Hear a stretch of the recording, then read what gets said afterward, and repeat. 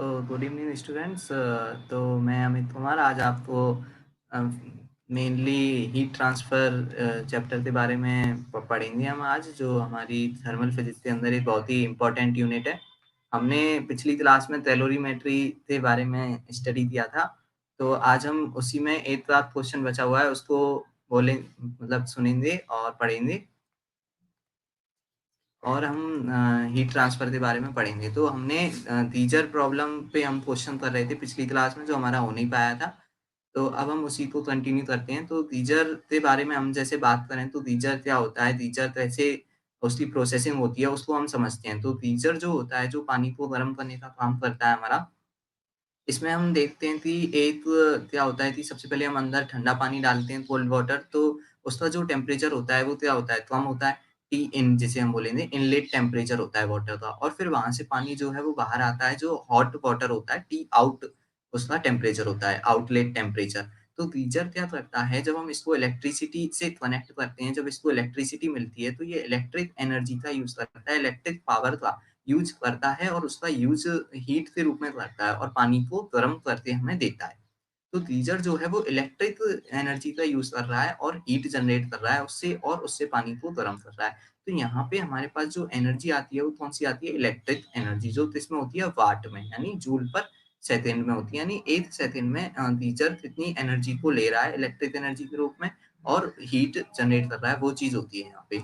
तो अब उसी के ऊपर हमारे पास एक क्वेश्चन है। हमारे पास क्वेश्चन क्या है कि हमारे पास एक गीज़र है और उसकी जो हमें पावर है वो कितनी दी है, 4200 वाट दी है, 4200 वाट है। इसका मतलब जूल पर सेकंड है, यानी 1 सेकंड में वो 4200 जूल की जो एनर्जी है वो हीट मतलब इलेक्ट्रिक एनर्जी के रूप में ले रहा है। और ये इंस्टेंट गीज़र है, यानी कंटीन्यूअस फ्लो गीज़र है।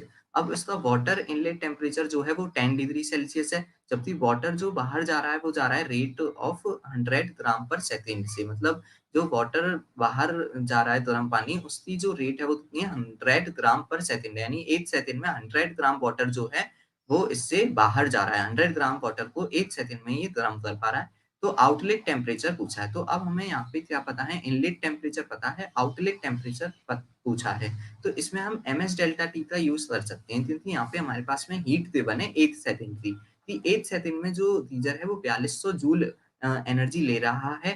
तो अब हम इसमें हीट हमें पता है, तो ms डेल्टा टी यहाँ पे लगा सकते हैं। मास हमें पता है 1 सेकंड में कितना पानी गर्म कर रहा है, 100 ग्राम पानी को गर्म कर रहा है। मास हमें पता है, पानी की हमें स्पेसिफिक हीट कैपेसिटी 1 पता है, डेल्टा टी हम यहाँ से कैलकुलेट कर सकते हैं। तो ये हमारे पास में क्वेश्चन हो जाता है सिंपल।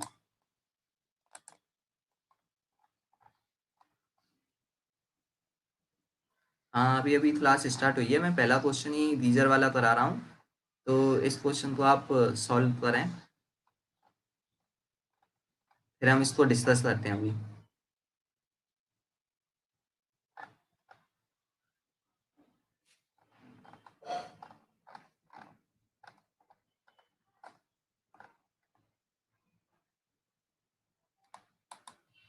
तो अब हम इस क्वेश्चन का सॉल्यूशन देखते हैं। तो जैसा मैंने बोला, हमें ms डेल्टा टी का इसमें यूज़ करना है मेनली, ठीक है? और हमें हीट पता है 4200 जूल, 1 सेकंड के लिए 4200 जूल, पर हमें यहाँ पे जूल को किसमें कन्वर्ट करना होगा, कैलोरी में। J या फिर जूल्स कांस्टेंट जो हमने पढ़ा था उसका यूज़ करके हम इसको 4.2 से डिवाइड करके तो इसको में कन्वर्ट कर लेंगे जूल में, मतलब कैलोरी में। तो ये आ जाएगा अपने पास 4200 upon 4.2 is equals to mass हो जाएगा 100 gram into specific heat capacity water की 1 हो जाएगी।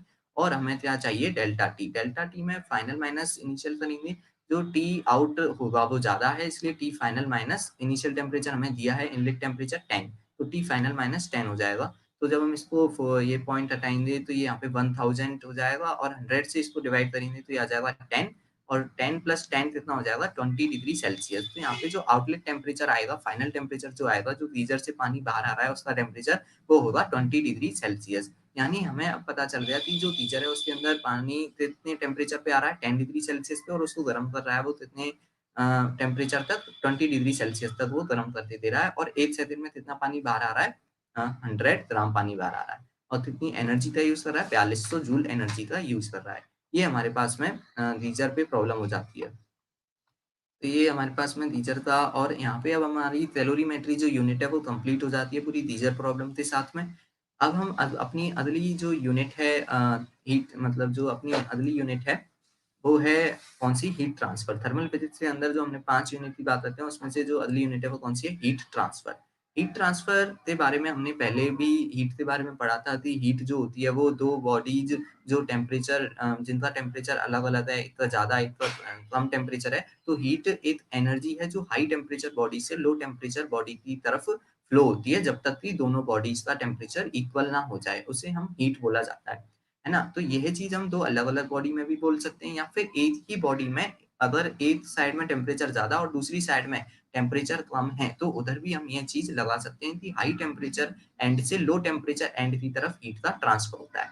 तो अब हम हीट के ट्रांसफर के मेथड्स यहाँ पे पढ़ते हैं। हीट के ट्रांसफर के हमारे पास में 3 इम्पोर्टेंट मेथड आते हैं मेनली, है ना? 3 डिफरेंट फॉर्म में हीट ट्रांसफर हो सकती है। सबसे पहला मेथड है कन्डक्शन, दूसरा है कन्वेक्शन और तीसरा है रेडिएशन। तो कंडक्शन जो होता है उसे हम हिंदी में चालन बोलते हैं, कन्वेक्शन को संवहन और रेडिएशन को विकिरण बोला जाता है। तो यहाँ पे अगर हम पहले देखें कि इस स्लाइड में तो इसमें क्या है heat is a form of energy which transfer from a body at higher temperature to a body at lower temperature वही चीज़ है। और जो अ, अब वही है कि जब ट्रांसफ़र होती है एनर्जी हाई टेम्परेचर बॉडी से लो टेम्परेचर बॉडी की तरफ, तो उसे ही हम हीट ट्रांसफ़र कहते हैं, उसके 3 मेथड हैं। अब हम इन तीनों मेथड्स के बारे में डिटेल में स्टडी करते हैं कि कंडक्शन, कन्वेक्शन और रेडिएशन है क्या? तो कंडक्शन जो होता है, वो मेनली किसमें होता है? सॉलिड्स में होता है और इसके साथ मरकरी में होता है कंडक्शन। और इसमें जो जो मॉलिक्यूल्स होते हैं, वो परमानेंट कभी भी अपनी लोकेशन को चेंज नहीं करते, वो अपनी उसी जो पोज़ीशन है उस पर रहते हैं और एनर्जी को आगे ट्रांसफ़र करते चले जाते हैं। ठीक है? ये मेनली सॉलिड्स में और मरकरी में होता है और यहाँ पे मॉलिक्यूल जो है वो आगे एनर्जी को ट्रांसफ़र करते हैं, पर खुद अपनी पोज़ीशन को चेंज नहीं करते। यहाँ पे जो एनर्जी का ट्रांसफ़र है, वो कैसे होता है? तो होता क्या है कि अगर हम थोड़ा इसके बारे में रफ़ आइडिया देखें, तो कंडक्शन में क्या होता है कि कोई भी रॉड वग़ैरह होती है, तो जब हम उसके एक एंड को गरम करते हैं, तो उस साइड के जो मॉलिक्यूल्स होते हैं, वो एनर्जी हीट एनर्जी को एब्ज़ॉर्ब करते हैं, जिसकी वजह से उनकी जो एनर्जी है वो इंक्रीज़ हो जाती है और एनर्जी इंक्रीज़ होने की वजह से वो रैंडम मोशन करने लग जाते हैं, उनमें वाइब्रेशन होने लग जाते हैं और वो अपने जो पास वाले जो मॉलिक्यूल्स होते हैं, पड़ोसी मॉलिक्यूल्स होते हैं, उनसे क्या है कोलिजन करते हैं और कोलिजन में अपनी एनर्जी को उन मॉलिक्यूल्स को दे देते हैं। ऐसे कर-कर के यहाँ पे जो है एनर्जी का ट्रांसफ़र कोलिजन्स के रूप में होता है ना? तो ये कंडक्शन में होता है। कंडक्शन के हम एग्ज़ाम्पल देख सकते हैं, जैसे कंडक्शन के एग्ज़ाम्पल की बात करें, तो हम बात करते हैं कि जैसे हमारे पास में गर्मियों में या फिर हम देखें सर्दियों में मेनली कि सर्दियों में कोई भी जैसे हम बात कर सकते हैं, कोई भी लोहे की बाल्टी होती है, जो रात भर कहाँ रखी होती है, बाहर रखी होती है खुले में, आँगन वगैरह में रखी हुई होती है। तो जब हम सुबह उसको उठते देखते हैं, उस बाल्टी को जब हम टच करते हैं, तो वह बहुत ज़्यादा कूल होती है, मतलब ठंडी होती है। ठंडी महसूस क्यों होती है? उसका रीज़न ये है क्योंकि जो वो बाल्टी है, वो किसकी है? लोहे की और लोहा जो है, वो बहुत ज़्यादा क्या है मतलब गुड कंडक्टर है हीट का। तो वो हीट जो सराउंडिंग टेम्परेचर बहुत कम है, हीट को वो वहाँ से मतलब क्या है रिलीज़ कर देता है। तो उसकी वज़ह से उसका रात भर में टेम्परेचर क्या है डिक्रीज़ हो जाता है। और उसी की जगह अगर हम देखें कि कोई लकड़ी का अगर कोई यूटेंसिल है या य लकड़ी का कोई सामान है और वो बाहर रखा हुआ है तो वो उतना ठंडा नहीं होता। क्योंकि जो वुड है वो क्या है एक बैड कंडक्टर है हीट की। तो वो हीट रिलीज़ नहीं कर पाती उस प्रोपोर्शन में और वो क्या रहती है कम ठंडी रहती है। और इसमें हम दूसरा एग्ज़ाम्पल ये देख सकते हैं कि जो यूटेंसिल्स होते हैं, जो बर्तन होते हैं, बर्तन हमारे कैसे बने होते हैं कि उनका जो हैंडल होता है वो मेनली वुड का या लकड़ी का बना होता है, जबकि जो उनका मेन जो पोर्शन होता है जिसपे हम कोई भी चीज़ बनाते हैं, वो एल्यूमीनियम का होता है। क्यों? क्योंकि जो एल्यूमीनियम होता है वो हीट का गुड कंडक्टर होता है, तो वो ज़्यादा से ज़्यादा हीट का ट्रांसफ़र कर सकता है और गरम हो सकता है आसानी से, जल्दी गरम हो जाए। और जो लकड़ी का हैंडल इसलिए बनाया जाता है क्योंकि लकड़ी जो होती है वो बैड कंडक्टर होती है, तो वो गरम नहीं होती। ये चीज़ होती है। और कंडक्शन का हम एग्ज़ाम्पल क्या देख सकते हैं कि जो गाँव वगैरह होते हैं उनमें उनमें जो घर होते हैं मेनली तो हम बोलते हैं उनकी वॉल जो होती है उसपे मिट्टी का लेप कर दिया जाता है। तो उनको मिट्टी से क्यों रखा जाता है, मिट्टी का लेप क्यों किया जाता है? क्योंकि जो मिट्टी होती है वो क्या है हीट की बैड कंडक्टर है ना? तो उसमें क्या होता है कि ऐसा करने से ये होता है कि गाँव में जो घर हैं वो सर्दियों में क्या रहते हैं उनके अंदर हीट रहती है मतलब गर्म रहते हैं और गर्मियों में वो ठंडे रहते हैं अंदर से। क्योंकि जो वो है मिट्टी वो बैड कंडक्टर होती है, बाहर की हीट को अंदर आने नहीं देती है। ये चीज़ होती है। ऐसे ही हम और भी एक आध एग्ज़ाम्पल देखें तो कंडक्शन का एक और एग्ज़ाम्पल ये हो सकता है कि जो ऊन के स्वेटर होते हैं ना, वो नॉर्मल दूसरे स्वेटर से ज़्यादा गर्म रहते हैं। क्यों? क्योंकि जो ऊन के स्वेटर से बीच में क्या होता है, एयर फ़िल रहती है। तो एयर जो भरी होती है उनमें, वो एयर की वजह से, अब एयर भी क्या है, बेड कंडक्टर होती है, तो वो बाहर की जो अंदर की हीट है, मतलब वो बाहर नहीं जा पाती, रिलीज़ नहीं हो पाती, तो अंदर का टेम्परेचर ज़्यादा रहता है। इसलिए वो जो ऊन के स्वेटर होते हैं, वो ज़्यादा गर्म होते हैं। तो ये कंडक्शन के हमारे पास में काफ़ी सारे एग्ज़ाम्पल्स आ जाते हैं डिफरेंट-डिफरेंट। दूसरा जो हमारे पास मेथड है हीट ट्रांसफर का, वो है कन्वेक्शन। कन्वेक्शन में अगर हम देखें तो ये मेनली जो है डिपेंड करता है किस पर? ये डिपेंड करता है डेंसिटी के कांसेप्ट पर डिपेंड करता है। डेंसिटी के कांसेप्ट पे कैसे डिपेंड करता है कि इसमें जो, और इसमें दूसरा पॉइंट ये होता है कि इसमें जो मॉलिक्यूल्स होते हैं ना, वो परमानेंट अपनी लोकेशन को चेंज कर देते हैं, है ना? और इसमें अगर हम देखें तो समझें, अगर कन्वेक्शन के जो मतलब प्रोसेसिंग है उसको, तो कन्वेक्शन में मेनली क्या होता है कि कन्वेक्शन में अगर हम देखते हैं कि कोई भी हमारे पास कंटेनर है या बीकर है, उसमें लिक्विड भरा हुआ है, वाटर भरा हुआ है, तो नीचे का जो वाटर है, जब हम उसको हीट करते हैं, तो नीचे की जो मतलब जो लेयर होती है, उसके मॉलिक्यूल्स टेम्परेचर से क्या हो जाते हैं, गर्म हो जाते हैं, और जब उनका टेम्परेचर बढ़ता है तो उनकी डेंसिटी कम हो जाती है, और ऊपर के जो मॉलिक्यूल्स हैं उनका टेम्परेचर अभी भी क्या है, कम है, तो उनकी डेंसिटी ज़्यादा है। तो जो मॉलिक्यूल्स हैं वो हाई डेंसिटी से लो डेंसिटी की तरफ मूव करने लग जाते हैं। यानी ऊपर के मॉलिक्यूल्स नीचे आने लग जाते हैं और नीचे के मॉलिक्यूल्स ऊपर चले जाने लगते हैं। तो ऐसे-ऐसे करके जो हीट है वो ट्रांसफर होती है मॉलिक्यूल्स के साथ। तो कन्वेक्शन जो है, संवहन, उसमें मॉलिक्यूल्स परमानेंट अपनी लोकेशन को चेंज कर लेते हैं, और ऊपर जो है, नीचे से ऊपर की तरफ हीट का ट्रांसफर होता चला जाता है कन्वेक्शन में। कन्वेक्शन भी एक स्लो प्रोसेस है कंडक्शन की तरह, क्योंकि इसमें भी मॉलिक्यूल्स जो है वो मतलब धीरे-धीरे ट्रांसफर हो रहे हैं। लेकिन कन्वेक्शन में जो मॉलिक्यूल है वो फ्री है ना? तो इसलिए कन्वेक्शन जो होता है वो कंडक्शन से फास्ट होता है थोड़ा-सा। तीसरा जो मेथड आता है वो आता है रेडिएशन। रेडिएशन जो है वो, इसमें जो हीट का ट्रांसफर होता है वो इलेक्ट्रोमैग्नेटिक वेव्स से फॉर्म में होता है। इलेक्ट्रोमैग्नेटिक वेव जैसे यूवी रेज़, इनकी फॉर्म में होता है। तो ईएम वेव जो होती हैं, हमें पता है ये सबसे फास्टेस्ट होती हैं, इनकी जो वेलोसिटी होती है वो लाइट की वेलोसिटी यानी 3 into 10 पावर 8 मीटर पर सेकंड के इक्वल होती है। तो ये सबसे फास्टेस्ट होते हैं रेडिएशंस, ठीक है ना? और अगर हम इसमें देख सकते हैं कि, तो हम देख सकते हैं सबसे फास्ट जो हीट ट्रांसफर का मेथड होता है वो होता है रेडिएशन, उसके बाद होता है कन्वेक्शन, और उसके बाद में होता है कंडक्शन। कन्वेक्शन के हम एग्जांपल अगर देखें तो इसका एग्जांपल हमारे पास में कौन-सा आ जाता है? जो हमारे पास में सी एंड लैंड ब्रीज़ चलती हैं, यानी जो समुद्री और ज़मीनी हवाओं का जो कांसेप्ट होता है, वो कन्वेक्शन पे डिपेंड करता है, कन्वेक्शन है वो मतलब। तो उसको हम कैसे समझते हैं कि दिन के समय में, जब दिन होता है, डे डे के समय में, डे के टाइम में अगर हम देखें, तो वहाँ पे समुद्री हवाएँ चलती हैं। समुद्री हवाएँ क्यों चलती हैं? क्योंकि क्या होता है कि दिन में जो है ज़मीन का टेम्परेचर बहुत ज़्यादा होता है ना? तो टेम्परेचर ज़्यादा होने की वजह से ज़मीन की डेंसिटी कम रहती है, जबकि समुद्र का जो सी का टेम्परेचर है वो कंपैरेटिवली क्या होता है, कम होता है ना? और मतलब टेम्परेचर कम होता है समुद्र का, इसकी वजह से वहाँ की डेंसिटी बढ़ जाती है, और फिर जो एयर है वो हाई टेम्परेचर मतलब हाई डेंसिटी से लो डेंसिटी की तरफ मूव करने लग जाती है, यानी समुद्र से कहाँ पे आने लग जाती है? ज़मीन की तरफ आने लग जाती है। तो इसलिए हम यहाँ पे बोलते हैं कि ये समुद्री हवाएँ चलती हैं दिन के समय, और इसी का उल्टा होता है जस्ट कब, रात में। रात में क्या होता है नाइट के टाइम में, कि जो ज़मीन होती है उसका टेम्परेचर कम हो जाता है समुद्र की तुलना में। तो डेंसिटी जो है वो ज़मीन की ज़्यादा हो जाती है। लैंड के एरिया की जो डेंसिटी है वो ज़्यादा हो जाती है, तो जो एयर है वो लैंड से कहाँ पे जाने लग जाती है? सी की तरफ, यानी समुद्र की तरफ जाने लगती है। इनको हम लैंड ब्रीज़ या फिर ज़मीनी हवाएँ बोलते हैं। ये कन्वेक्शन के एग्जांपल हमारे पास हो जाते हैं। तो ये हमारे पास में 3 मेथड आते हैं मेनली जिससे हीट ट्रांसफर के, कंडक्शन, कन्वेक्शन और रेडिएशन। अब हम सबसे पहले पढ़ेंगे हीट ट्रांसफर का जो मेथड है, सबसे पहला मेथड, उसको अब हम डिटेल में पढ़ेंगे, कंडक्शन को। कंडक्शन को अब हम सबसे पहले यहाँ पे पढ़ते हैं। तो कंडक्शन में अगर हम देखें, तो जैसा हमने बोला, कंडक्शन में जो क्या होता है कि जो कैसे ट्रांसफर होती है हीट, तो वो हमने देख ही लिया कि यहाँ पे जो मॉलिक्यूल्स होते हैं, एक साइड के मॉलिक्यूल्स एनर्जी को लेते क्या हो जाते हैं, टेम्परेचर बढ़ता है, एनर्जी बढ़ जाती है, जिसकी वजह से वो क्या करने लगते हैं, रैंडम मोशन करने लगते हैं। तो रैंडम मोशन करने की वजह से पास के मॉलिक्यूल से जाकर वो टकरा जाते हैं, है ना? कोलिजन करते हैं और अपनी एनर्जी को उनको दे देते हैं। लेकिन यहाँ पे एक चीज़ आती है कि वो अपनी पूरी एनर्जी को नहीं देते, कुछ एनर्जी को एब्ज़ॉर्ब करते चले जाते हैं। मतलब जब हीट आई है, तो उसमें से थोड़ी-सी हीट को वो एब्ज़ॉर्ब करते हैं और बाकी हीट को क्या कर देते हैं, आधे के मॉलिक्यूल्स को ट्रांसफ़र कर देते हैं। ऐसे ही जब आधे के मॉलिक्यूल्स अब हीट को एब्ज़ॉर्ब करके एनर्जी बढ़ जाएगी, तो आधे के मॉलिक्यूल्स जो हैं, वो अपनी हीट को ऐसे ही आधे के मॉलिक्यूल उनके आधे जो मॉलिक्यूल हैं, उनको ट्रांसफ़र करेंगे और कुछ हीट को एब्ज़ॉर्ब कर लेंगे। ऐसे कर के हर मॉलिक्यूल थोड़ी-सी हीट को एब्ज़ॉर्ब कर लेता है और बाकी हीट को आधे ट्रांसफ़र कर देता है। तो जब जैसे-जैसे हीट आधे पहुँचती है, तो उसकी वैल्यू क्या होती चली जाती है? कम होती चली जाती है। तो ऐसे-ऐसे करके लास्ट मॉलिक्यूल तक जो हीट है वो बिल्कुल कम हो जाती है और खत्म हो जाती है वहाँ पे पहुँचते।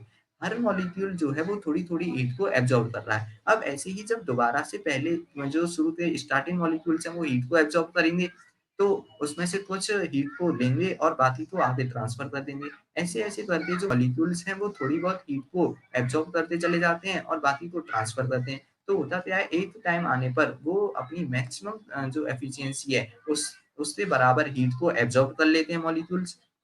तो उस स्थिति में फिर वो जितनी हीट आ रही है उसमें से 0% हीट को एब्ज़ॉर्ब कर पाते हैं और फिर 100% जो हीट है उसको आगे ट्रांसफ़र कर देते हैं। मतलब एक ऐसी स्टेट आती है जहाँ पे जो हीट है वो मतलब हीट को मॉलिक्यूल जो है हीट को एब्ज़ॉर्ब नहीं कर पाते और पूरी की पूरी हीट को आगे क्या कर देते हैं, ट्रांसफ़र कर देते हैं।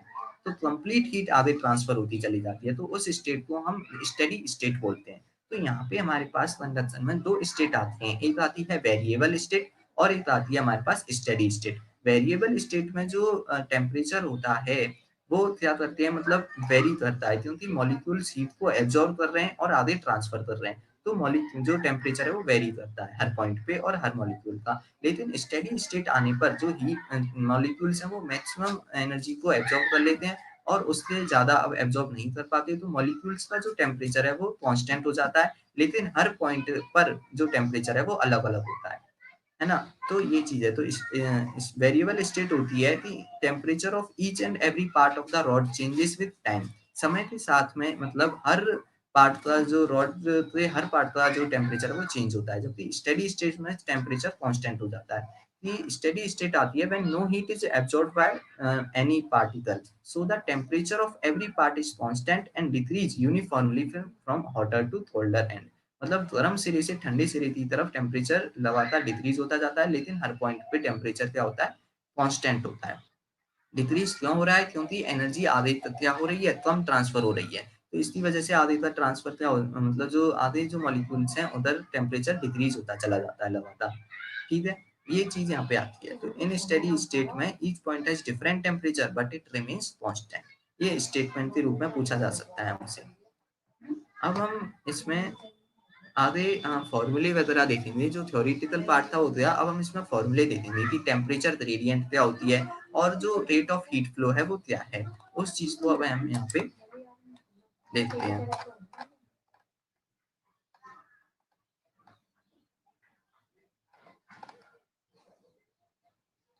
तो अगर हम इसमें देखें तो रेट ऑफ हीट फ्लो की बात करते हैं सबसे पहले। तो इसमें हम सबसे पहले बात करेंगे टेम्परेचर ग्रेडियंट की। टेम्परेचर ग्रेडियंट क्या होती है? तो ग्रेडियंट का मतलब है लेंथ के साथ में कोई भी चीज चेंज हो गई तो उसे हम ग्रेडियंट बोलते हैं। टेम्परेचर ग्रेडियंट हो गई कि जो जब हम मतलब हॉटर एंड से कोल्डर एंड की तरफ जाते हैं, तो लेंथ बढ़ने पर रॉड वगैरह में लेंथ बढ़ने पर जो टेम्परेचर में चेंज कैसा आ रहा है उसको हम क्या बोलते हैं, टेम्परेचर ग्रेडियंट। तो इसे हम रिप्रेजेंट करते हैं dt बाय dx से। लेकिन यहाँ पे जो अब हमें पता है टेम्परेचर आगे क्या हो रहा है, कम हो रहा है। तो जब हम dt लिखेंगे, चेंज इन टेम्परेचर लिखेंगे, फाइनल माइनस इनिशियल टेम्परेचर, तो वो फाइनल टेम्परेचर कम है, इसलिए यहाँ पे जो डेल्टा टी है वो नेगेटिव हो जाएगा। जबकि हमें टेम्परेचर ग्रेडियंट हमेशा पॉजिटिव लेनी होती है। तो उस नेगेटिव को पॉजिटिव करने के लिए हम यहाँ पे नेगेटिव का साइन अपनी तरफ से लगा देते हैं। तो इसलिए जो टेम्परेचर ग्रेडियंट है वो क्या बनती है, minus D T by D x, है ना। टेम्परेचर ग्रेडियंट क्या का जो फॉर्मूला है वो क्या है, minus D T by D x. D T क्या है, टेम्परेचर चेंज, पर हमने उसके आगे माइनस लगा दिया है ना, जिससे वो पॉजिटिव हो जाए, नेगेटिव ना रहे। और डी एक्स होता है लेंथ जो है। अगर हम इसे पूरी जो है मतलब पूरी की पूरी उसके लिए लिखते हैं, जब पूरी रॉड के लिए पूरे उसके लिए लेते हैं, तो जो है इनिशियल मतलब जो फर्स्ट एंड है उसका टेम्परेचर हो जाता है T1 और जो दूसरा एंड है उसका टेम्परेचर है T2 और लेंथ हो जाती है L। तो इसको हम direct T1 minus T2 bye L ले सकते हैं। T1 minus T2 bye L पूरे के लिए, और अगर बीच में पूछा है तो माइनस dt बाय dx से हम यहाँ पे टेम्परेचर ग्रेडियंट निकाल सकते हैं। तो ये हम बात करते हैं टेम्परेचर ग्रेडियंट की। अब अगर हम बात करें तो इसके बारे में, टेम्परेचर ग्रेडियंट की यूनिट क्या हो जाएगी, केल्विन पर मीटर हो जाएगी, ठीक है, ये चीज़ है। अब हम बात करते हैं कि रेट ऑफ हीट फ्लो क्या है। तो रेट ऑफ हीट फ्लो होती है dQ बाय dt, जो मतलब कि हीट कितने टाइम में, मतलब पर यूनिट टाइम में कितनी हीट ट्रांसफर हो रही है उस रॉड वगैरह से कंडक्शन के थ्रू, उसे हम क्या बोलते हैं, रेट ऑफ हीट फ्लो। अब रेट ऑफ हीट फ्लो का फॉर्मूला क्या होता है, वो चीज़ हम यहाँ पे देखेंगे।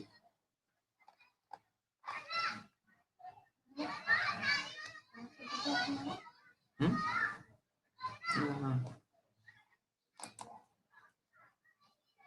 तो अब हम यहाँ पे देख रहे हैं हीट ट्रांसफर के लिए हमारे पास में एक रूल आता है ना? हीट ट्रांसफर रूल जिसे हम बोलते हैं, तो उस रूल की अगर हम बात करें तो उसके अनुसार अगर हम देखें उसके अकॉर्डिंग, तो जो रेट ऑफ हीट फ्लो है, जो रेट ऑफ हीट फ्लो किस पर डिपेंड मतलब rate of heat flow directly proportional होती है किससे, cross sectional area of the isothermal surface. तो हमने आइसोथर्मल सरफेस के बारे में बात नहीं की, तो यहीं पे एक आइसोथर्मल सरफेस और आती है। आइसोथर्मल सरफेस जैसा हमने बोला कि स्टेडी स्टेट में पर हर पॉइंट का जो टेम्परेचर है वो कांस्टेंट हो जाता है। तो उस जो आइसोथर्मल सरफेस होती है वो एक मतलब जो है लॉन्गिट्यूडिनल सरफेस है, जिसके सभी पॉइंट्स का टेम्परेचर क्या होता है, सेम होता है। उसको हम आइसोथर्मल सरफेस बोला जाता है। और जो क्रॉस सेक्शनल एरिया हम लेते हैं वो कौन सा एरिया होता है, उसी आइसोथर्मल सरफेस का एरिया होता है। तो यहाँ पे पहला जो रूल है वो क्या है कि जो रेट ऑफ हीट फ्लो होती है वो डायरेक्टली प्रोपोर्शनल होती है क्रॉस सेक्शनल एरिया ऑफ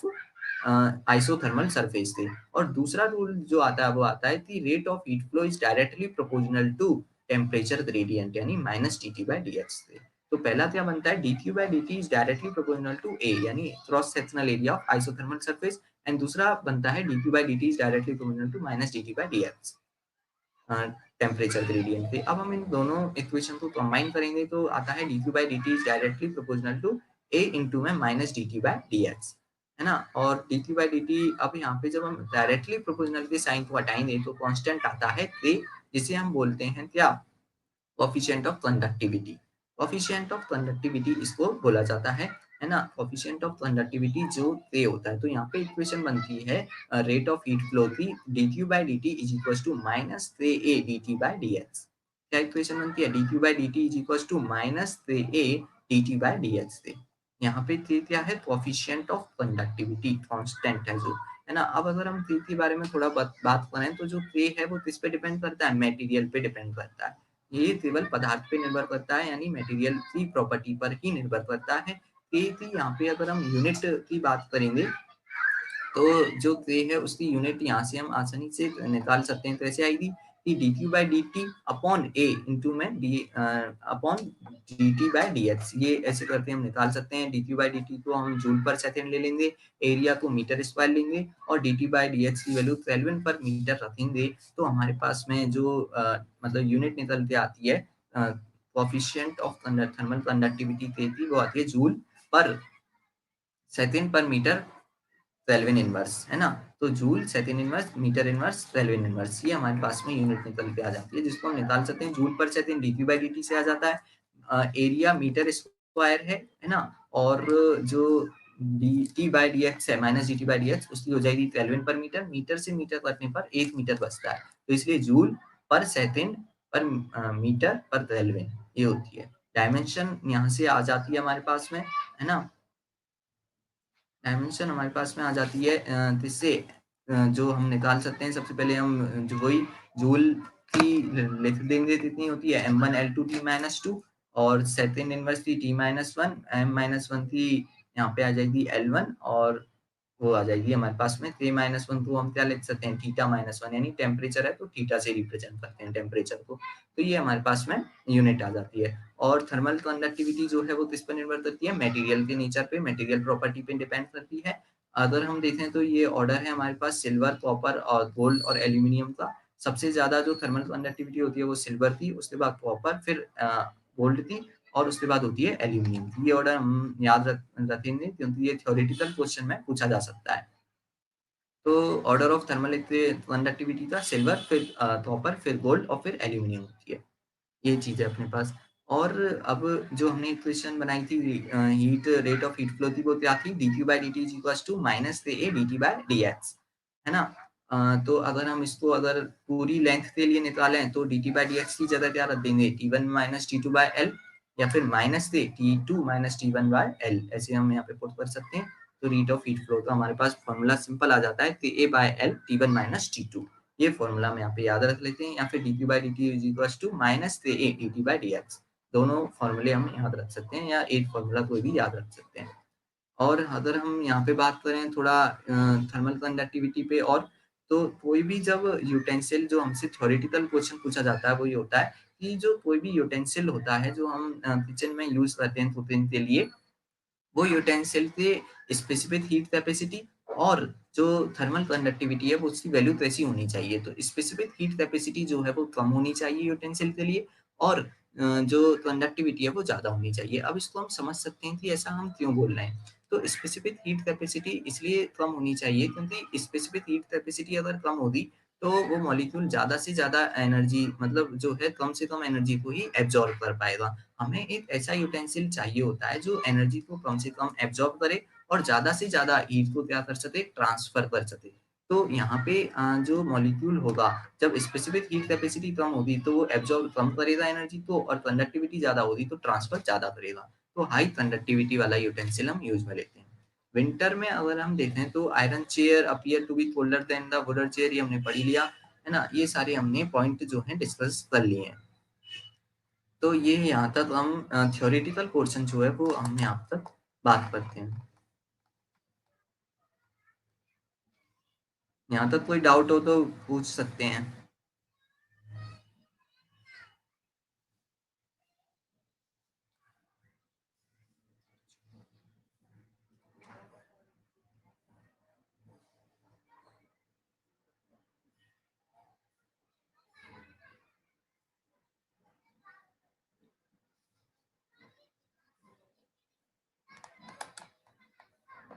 तो अब हम क्वेश्चन करते हैं थोड़े बहुत।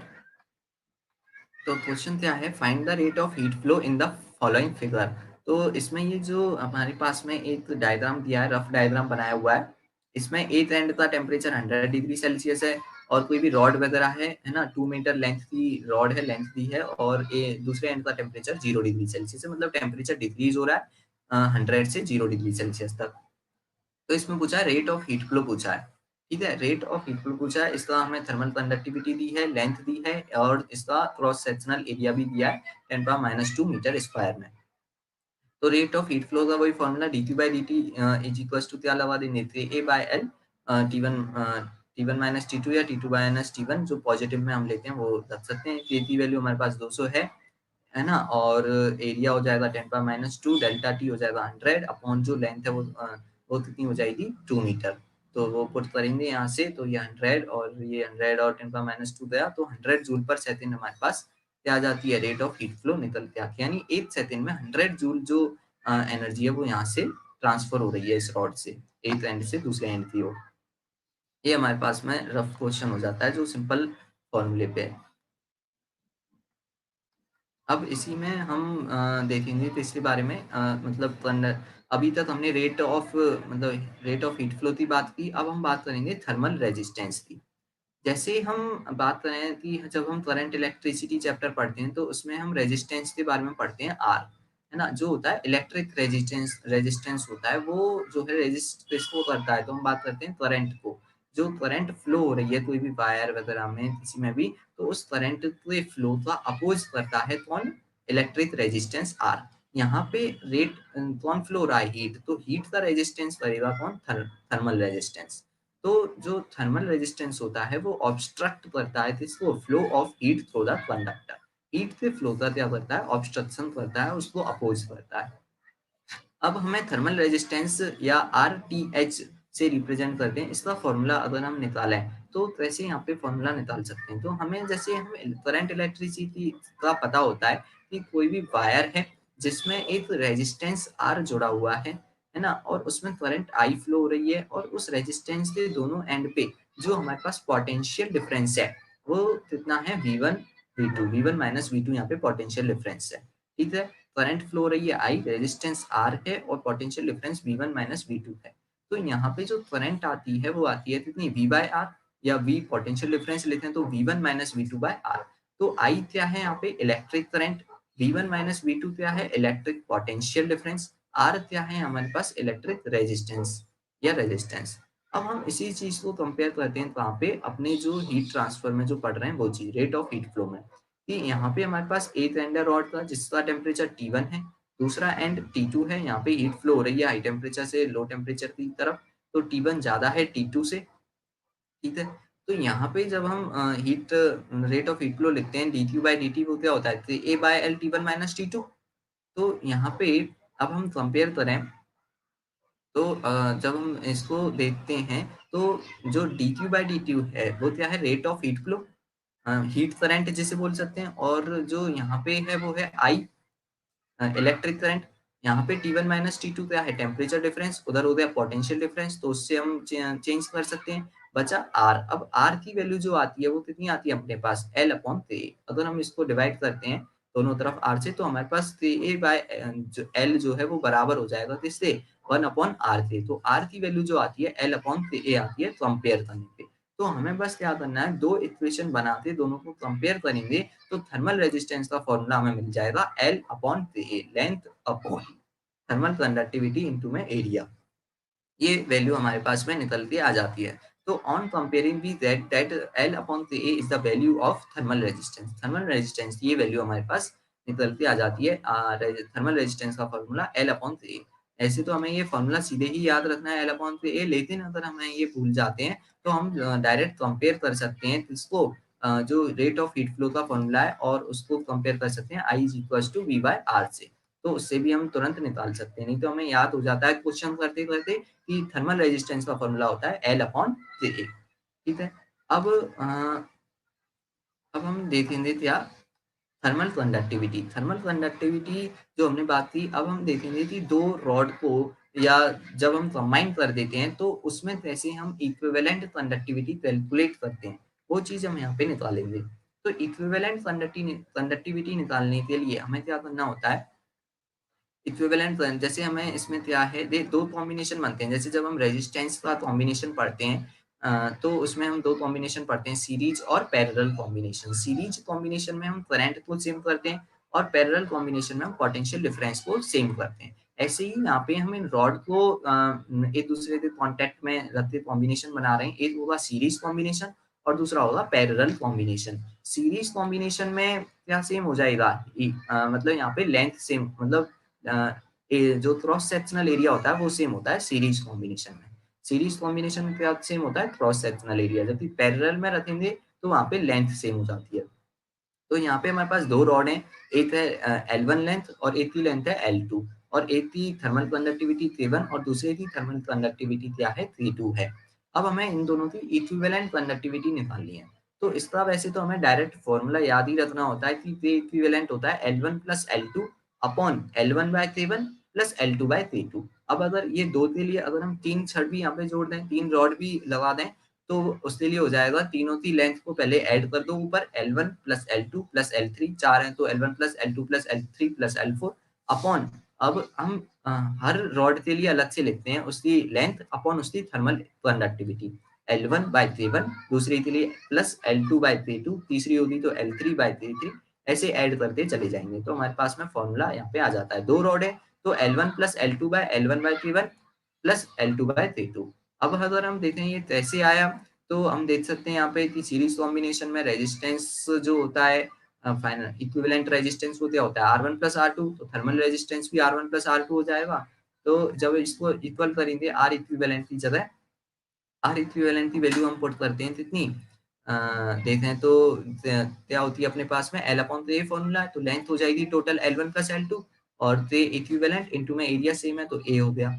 और इसको बराबर R1 की वैल्यू क्या रखेंगे L1 upon K1 A plus R2 की जगह L2 upon K2 A, cross sectional area same है कट जाएगा। अब जब यहाँ से इसको ट्रांसफर करने पर इक्वेशन बनाने पर हमारे पास में ते इक्विवेलेंट सॉल्व करके आता है, तो हमें डायरेक्ट फॉर्मूला याद रखना है इसका equivalent in series combination L1 plus L2 upon L1 by K1 plus L2 by K2, ये फॉर्मूला आता है सीरीज कॉम्बिनेशन में। ऐसे ही हम फॉर्मूला देख सकते हैं इसमें पैरेलल कॉम्बिनेशन में। पैरेलल कॉम्बिनेशन में अगर हम देखें तो पैरेलल कॉम्बिनेशन के लिए जैसा हमने बोला कि यहाँ पे क्या सेम हो जाएगी, लेंथ सेम हो जाएगी, ठीक है, लेंथ सेम हो जाएगी। तो यहाँ पे जो पैरेलल कॉम्बिनेशन में जो फॉर्मूला आता है किसका, इक्विवेलेंट रेजिस्टेंस का, वो कितना आता है 1/R1 + 1/R2, या फिर R1R2/R1 + R2, ये पढ़ते हैं हम इलेक्ट्रिक करंट इलेक्ट्रिसिटी में। तो अब उसी को हम सॉल्व करेंगे यहाँ से। तो हमारे पास में फॉर्मूला क्या निकल के आता है, K1A1 + K2A2/A1 + A2। तो पैरेलल कॉम्बिनेशन में जो इक्विवेलेंट कंडक्टिविटी का फॉर्मूला क्या आता है हमारे पास, K1A1 + K2A2/A1 + A2, ये फॉर्मूला हमारे पास आता है। और सीरीज में क्या आया था, K1 + K2 upon L1 + L2 upon L1/K1 + L2/K2, ये फॉर्मूला सीरीज में। और पैरेलल में क्या हो जाता है, K1A1 + K2A2/A1 + A2। ये 2 रॉड के लिए है, अगर 3 रॉड हो जाएंगी तो कैसे करेंगे, K1A1 + K2A2 + K3A3 अपॉन तीनों का क्रॉस सेक्शनल एरिया ऐड करना है, A1 + A2 + A3। नीचे हमें क्रॉस सेक्शनल एरिया ऐड करना है, और ऊपर हमें उस रॉड का थर्मल कंडक्टिविटी इंटू में उसका क्रॉस सेक्शनल एरिया मल्टीप्लाई करके ऐड करते चलना है, बस ये चीज है इसमें। तो ये हमें दोनों फॉर्मूले याद रखने हैं बिल्कुल।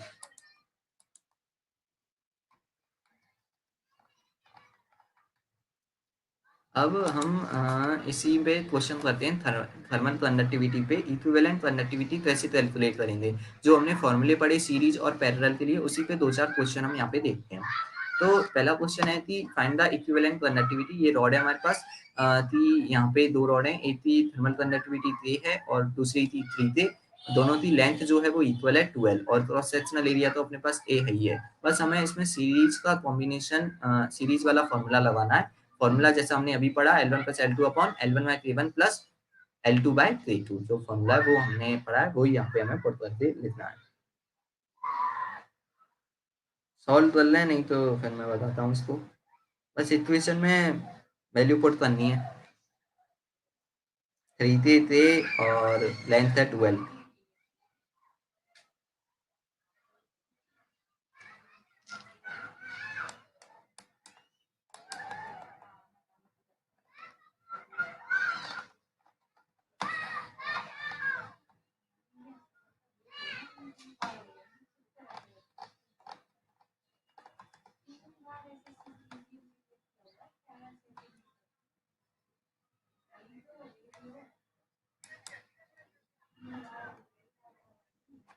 तो अब हम वही इसमें सॉल्व कर सकते हैं। इसका आंसर वैसे 3/2 से है, उसी को मैं बता देता हूँ। हमें बस वैल्यू में क्वेश्चन में वैल्यू पुट की है इक्वेशन में, L1 + L2/L1/K1 + L2/K2।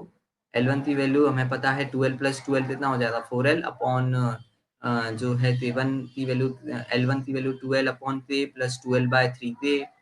इसमें से कॉमन ले लेंगे L/K को, 12/K को, तो ये हो जाएगा 1 + 1/3। इसको सॉल्व करेंगे तो अपने पास 12/8 के आएगा, उसको क्रॉस करेंगे 4 से तो 3/2 पे आंसर आ जाएगा अपने पास। बस ये सॉल्व करना है हमें।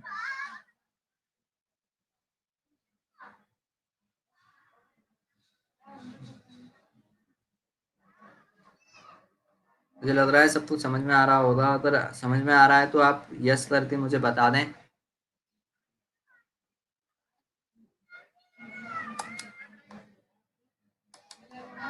आसान टॉपिक है काफी, हीट ट्रांसफर, और बहुत ही इंपॉर्टेंट है, इस पे बहुत क्वेश्चन आते हैं हमेशा।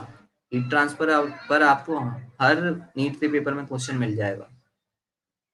थर्मल फिजिक्स से हमेशा क्वेश्चन आते हैं इसके।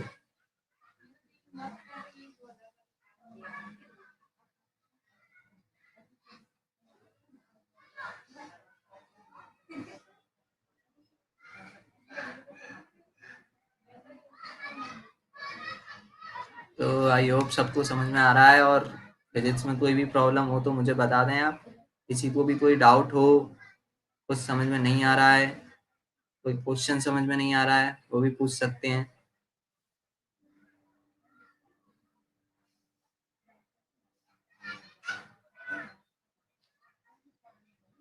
तो हम अपने अगले क्वेश्चन पे बढ़ सकते हैं।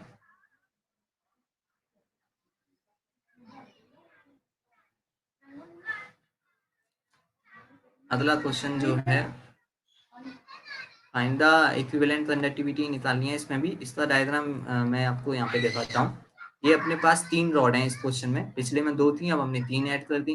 यहाँ पे पहली रॉड है जिसकी लेंथ मतलब थर्मल कंडक्टिविटी 3 और लेंथ L है, दूसरी थी थर्मल कंडक्टिविटी 2 और लेंथ 4L है, तीसरी थी थर्मल कंडक्टिविटी 3 और लेंथ जो है वो 3L है। अब बस हमें वही फॉर्मूला लगाना है, L1 plus L2 plus L3 upon L1 by T1 plus L2 by T2 plus L3 by T3। उस फॉर्मूले को लगाते ही हमारे पास आंसर आ जाएगा यहाँ पे।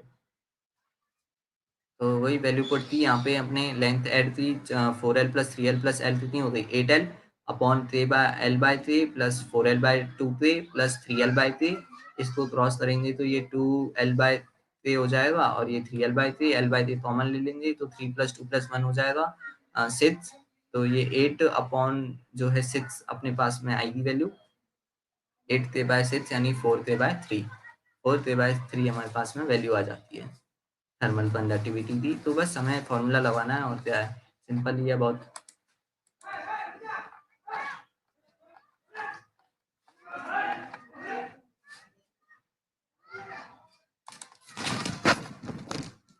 तो अब अगला क्वेश्चन जो है थर्मल कंडक्टिविटी का, अब हमने सीरीज पे क्वेश्चन कर लिए, अब हम पैरेलल कॉम्बिनेशन पे भी ये दो क्वेश्चन देखते हैं थर्मल कंडक्टिविटी के। तो पैरेलल में यहाँ पे अपने पास दो रॉड हैं।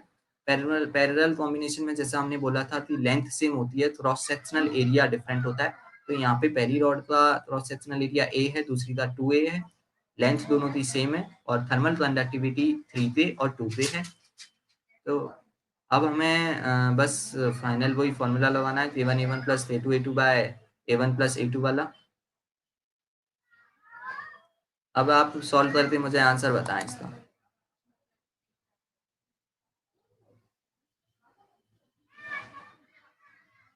इसका आंसर बताएं जल्दी से सभी।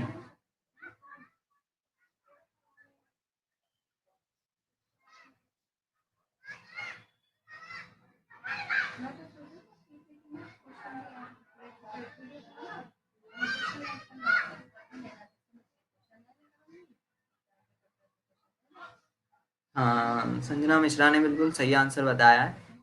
और आंसर दें। ऑप्शन भी नहीं है, 7/3 है। आपने कैलकुलेशन मिस्टेक कर दी होगी शायद। एक बार फिर से सॉल्व करके चेक करें, रीचेक करें अपना आंसर। 7/3 डेविल भारद्वाज, रानू सविता, सही आंसर आ रहे हैं सबसे। वैदेही यादव, लगभग सबसे सही आंसर आ रहे हैं। बस फॉर्मूला लगाना है हमें।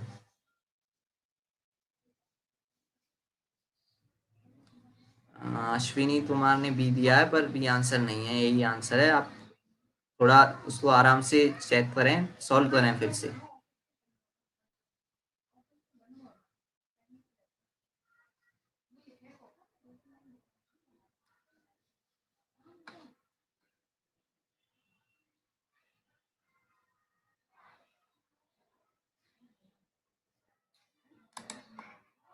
तो मैं इसको अब सॉल्व कर लेते हैं। 7/3 कैसे आया, तो वही हमने जैसा बोला K1A1 plus K2A2 bye A1 plus A2 करना है।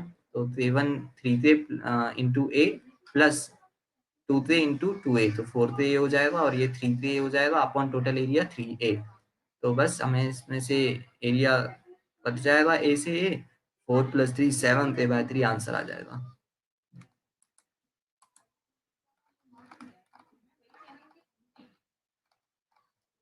कोई नहीं आकाश, कैलकुलेशन मिस्टेक तो होती रहती हैं, पर आपको हमेशा क्वेश्चन करते समय ध्यान देना है कि कोई भी कैलकुलेशन मिस्टेक ना हो, कोई भी क्वेश्चन सॉल्व कर रहे हो फिजिक्स का। मेन पेपर में बहुत गलतियां होती हैं और जब पेपर बहुत ही ज़्यादा सिंपल आता है तो बहुत ज़्यादा गलती होती है। इसलिए इन चीज़ों पे प्रैक्टिस करें, जितनी ज़्यादा आप प्रैक्टिस करेंगे उतना ज़्यादा परफेक्ट हो पाएंगे।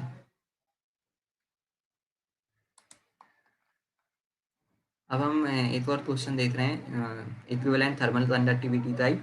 तो इसमें क्या है, अपने पास दो रॉड हैं और वो मतलब एक दूसरे के अंदर इंसर्ट हैं। एक रॉड K1 थर्मल कंडक्टिविटी वाली और दूसरी रॉड उसके अंदर है K2 थर्मल कंडक्टिविटी वाली है। बस अब इसमें जो पहली रॉड है उसकी जो रेडियस है वो R2 है, मतलब R1 है, और जो पहले दूसरी रॉड है K2 थर्मल कंडक्टिविटी वाली उसकी जो रेडियस है वो R2 है।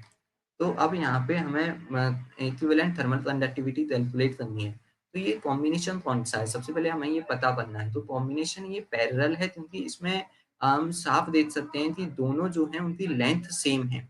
हमें डायग्राम से ही पता चल रहा है कि लेंथ यहाँ पे सेम है। एरिया के लिए हमें अलग-अलग रेडियस दी है R1 R2, मतलब रे रे एरिया अलग है, यानी ये कौन-सा कॉम्बिनेशन है? Parallel combination. तो बस इसमें हमें पैरेलल कॉम्बिनेशन वाला फॉर्मूला लगाना है। एरिया इसमें हमें दिया नहीं है, पर रेडियस हमें गिवन है, सर्कुलर है। क्रॉस सेक्शनल एरिया कौन सा होगा? सर्कल का area pi R square, pi R one square. अब जो पहली रॉड है उसके लिए हम pi R one square area नहीं ले सकते टोटल। हमें क्या लेना होगा यहाँ पे? मतलब जो माइनस करना होगा, सेकेंड रॉड के क्रॉस सेक्शनल एरिया को माइनस करना होगा, तब जाके हमें पहली का क्रॉस सेक्शनल एरिया मिलेगा A1।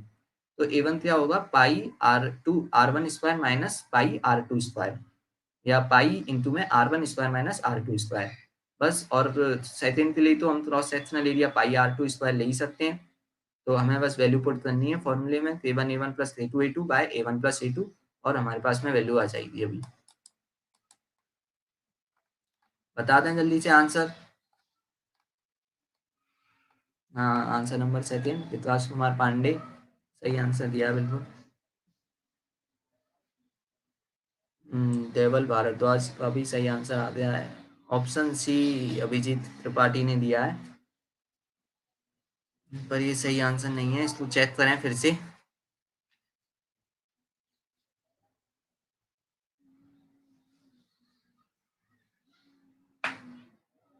वैदेही यादव भी आंसर सही आंसर है बिल्कुल।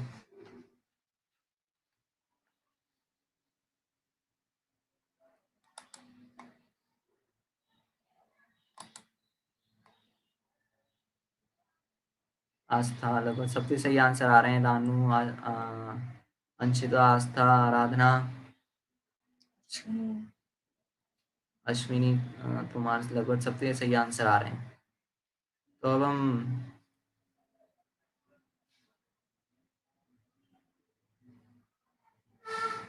आकाश पटेल, ऑप्शन बी सही आंसर बिल्कुल। तो मैं समझ रहा हूँ लगभग सबको क्वेश्चन समझ में आ रहे हैं और आप सॉल्व कर पा रहे हैं आसानी से। तो इस क्वेश्चन को अगर हम देखते हैं तो वही थर्मल इक्विवेलेंट निकालना है हमें, equivalent thermal conductivity. A1 plus A2 by A1 plus A2 लगाएंगे। एरिया हमें फाइंड करना है सबसे पहले, तो 1 के लिए एरिया क्या हो जाएगा कि pi R one square minus pi R two square, pi into में R one square minus R two square. और सेकेंड के लिए जो था मतलब इक्विवेलेंट एरिया हो जाएगा A2 pi R two square. Value put करेंगे यहाँ पे, A1 पाई इंटू में पहले के लिए area R one minus R two square, and A2 into में सेकेंड के लिए जो cross sectional area pi R two square upon area को ऐड करेंगे। तो यहाँ पे जब हम देखेंगे इसको, पाई से पाई पूरी इक्वेशन में कट जाएगा, और आर टू स्क्वायर यहाँ पे नीचे कट जाएगा, तो हमारे पास आर वन स्क्वायर नीचे बचता है। तो फाइनल आंसर बनता है K1 इंटू में R one square minus R two square plus K2 into में R two square upon R one square. Second option जो है वो हमारे पास सही आंसर हो जाता है। तो ये क्वेश्चन अपने पास सिंपल सा बन जाता है।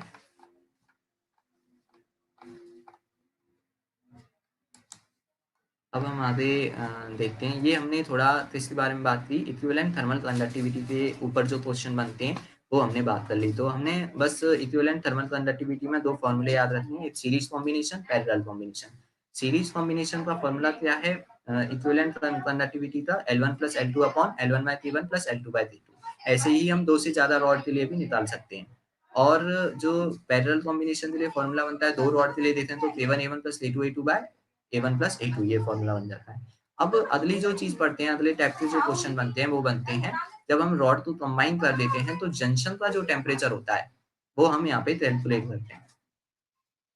तो जंक्शन का टेम्परेचर पूछा जाता है, या इंटरफेस टेम्परेचर पूछा जाता है, जहाँ पे दोनों रॉड मिल रही हैं वो पॉइंट पे टेम्परेचर दोनों का इक्वल होगा, तो वो हमसे यहाँ पे पूछा जाता है। तो जैसे अब हम इस क्वेश्चन को थोड़ा समझते हैं फॉर्मेट, फिर क्वेश्चन करेंगे इसी पर बेस। तो हमारे पास दो रॉड हैं, दोनों को सीरीज कॉम्बिनेशन में लगाया है। पहली रॉड जिसकी लेंथ L1 और थर्मल कंडक्टिविटी K1 है, दूसरी रॉड के लिए लेंथ L2 और थर्मल कंडक्टिविटी K2 है। अब यहाँ पे हमने इसको हीट करना शुरू किया फर्स्ट एंड से, तो यहाँ पे जो टेम्परेचर है वो T1 हो गया और सेकंड जो दूसरी का लास्ट एंड है दूसरी रॉड का वो T2 हो गया। अब जो इनका मीटिंग पॉइंट है, इंटरफ़ेस जो पॉइंट है जहाँ पे ये मिल रही हैं, जंक्शन पॉइंट जो है वो है जहाँ ये जिसका टेम्परेचर हमने माना है T0 और ये T0 की वैल्यू हमें फाइंड करनी होती है इन क्वेश्चंस में।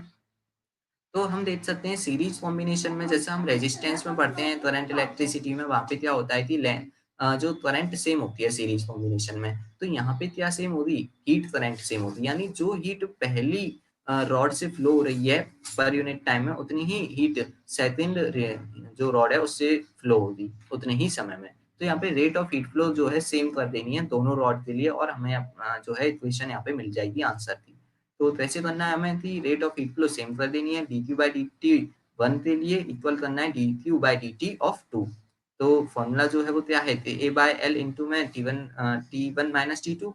तो पहली के लिए K1 और एरिया सीरीज में सेम होता है तो ए अपॉन लेंथ हो जाएगी L1 इंटू में temperature difference T1 minus T not, क्योंकि यहाँ से टेम्परेचर डिक्रीज हो रहा है T1 से T2 जाने पर, तो टी नॉट जो है वो कम होगा तो इससे T1 से, तो T1 माइनस टी नॉट। और दूसरी रॉड के लिए क्या लिखेंगे rate of heat flow, V2A by L2 into में जो टेम्परेचर डिफरेंस लिखेंगे वो क्या हो जाएगा T0 माइनस T2, क्योंकि T0 बड़ा है किससे, T2 से। यहाँ पे एरिया से एरिया कट जाएगा और बाकी हमें यहाँ इस इक्वेशन का यूज करके T0 की वैल्यू फाइंड कर सकते हैं। T1 T2 K1 L1 K2 L2 ये सारी वैल्यू इसमें गिवन होती हैं। तो यही है इसमें तो ये हमारे पास जो जंक्शन का टेम्परेचर निकालना है तो हमें दोनों रॉड के लिए क्या सेम करना है, rate of heat flow same कर देनी है, dq by dt of one equals to dq by dt of t, मतलब टू, दोनों के लिए हमें इक्वल कर देना है। तो उस पे अब हम क्वेश्चन देखते हैं। तो जैसे ये क्वेश्चन है अपने पास कि find the temperature of junction for following figure. तो ये अपन देख सकते हैं दो रॉड हैं जिनकी लेंथ एल, फर्स्ट रॉड की लेंथ एल और थर्मल कंडक्टिविटी थे और दूसरी रॉड के लिए लेंथ 3L और थर्मल कंडक्टिविटी 3K है। तो दोनों को अब हम मतलब देख सकते हैं, इन्हीं जो T1 है वो 100 degree Celsius, T2 20 degree Celsius है, एरिया सेम है, लिखा भी हुआ है और लिखा हुआ नहीं भी है तो अभी हम मानेंगे कि एरिया सेम है। तो बस हमें जो जंक्शन टेम्परेचर पूछा है यहाँ पे T और उसकी वैल्यू हमें फाइंड करनी है। तो आप आंसर बताएं इसका सॉल्व करके। अब तो इक्वेशन हमें मिल गई है, बस हमें क्या करना है, रेट ऑफ हीट फ्लो को सेम कर देना है। जल्दी से सॉल्व करें।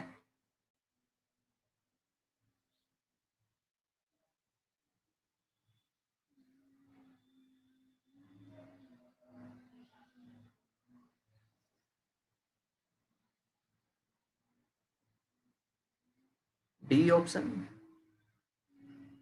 फिर से सॉल्व करें question, RM Tripathi. Option A Aastha Pathak.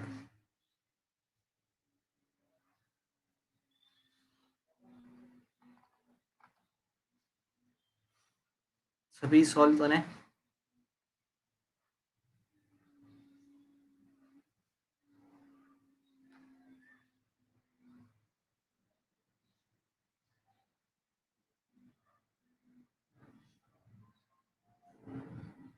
Sanjana Mishra option 2 60 degree Celsius.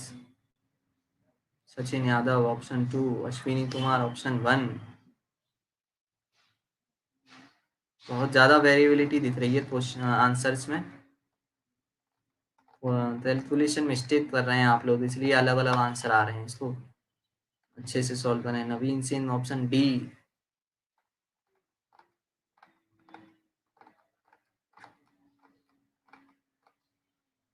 Option A, option D, option 2, सारे ऑप्शन आ गए।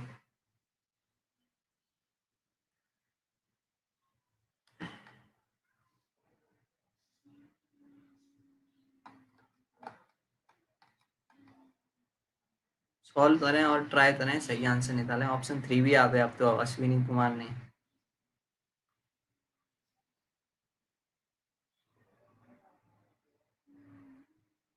आकाश पटेल लिख रहे हैं yes sir option is B.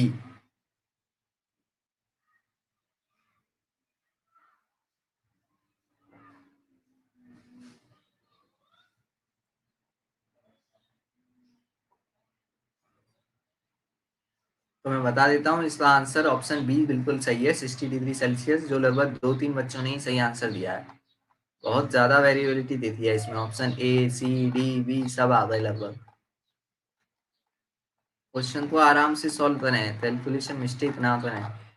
ये आसान क्वेश्चन है और इसमें भी आप गलती कर रहे हैं। वैदेही यादव ने अब आंसर दिया है इसका ऑप्शन बी। तो मैं इसको अच्छे से समझ लें अब, और कैलकुलेशन को भी अच्छे से देख लें। तो अपने पास दो रॉड हैं, सीरीज कॉम्बिनेशन में हमने इनको ज्वाइंट किया है। पहली रॉड की लेंथ एल, थर्मल कंडक्टिविटी 3, दूसरी लेंथ रॉड के लिए length 3 L, thermal conductivity 3 initial T1 और T2 हमें दिया है 100 और 20। बस हमें जंक्शन का टेम्परेचर T फाइंड करना है। और हमने इक्वेशन पिछले ही स्लाइड में पढ़ी है कि हमें heat rate of heat flow को सेम करना है। dQ/dt 1 के लिए dQ/dt 2 पे इक्वल करना है। K1A/L1 इंटू T1 वही हमें करना है यहाँ पे। तो इसको अगर हम देखें तो हम कर सकते हैं सीधे कि यहाँ पे जब हम वैल्यू पुट करेंगे फर्स्ट रॉड के लिए A by L into delta T करेंगे, तो इसके लिए थर्मल कंडक्टिविटी है के, एरिया हम ए मान लेंगे, जो बच जाएगा उसको रखें ना रखें कोई फर्क नहीं पड़ता। लेंथ इसकी एल दी है ना, और टेम्परेचर डिफरेंस क्या हो जाएगा 100 - टी, क्योंकि 100 बड़ा होगा टी से, तो 100 - टी करेंगे।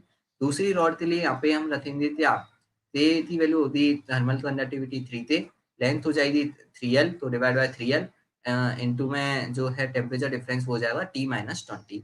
अब हम यहाँ पे देखें तो ये 3 से 3 कट जाएगा, तो K/L जो है वो दोनों इक्वेशन में क्या हो जाएगा, क्रॉस हो जाएगा। तो अपने पास में जो बचता है वो बचता है केवल temperature difference, 100 - T is equal to T - 20। अब इसमें कितनी आसान कैलकुलेशन है, हमें 20 को इधर ले जाएंगे, 100 + 20 कितना हो जाएगा 120, और T+T 2T, तो 2T इज इक्वल टू 120, और टी इज इक्वल टू कितना आ जाएगा 60 डिग्री सेल्सियस। ऑप्शन बी जो है आंसर अपना सही हो जाएगा इसमें। इसमें भी आप लोगों ने इतने गलत किए हैं क्वेश्चन।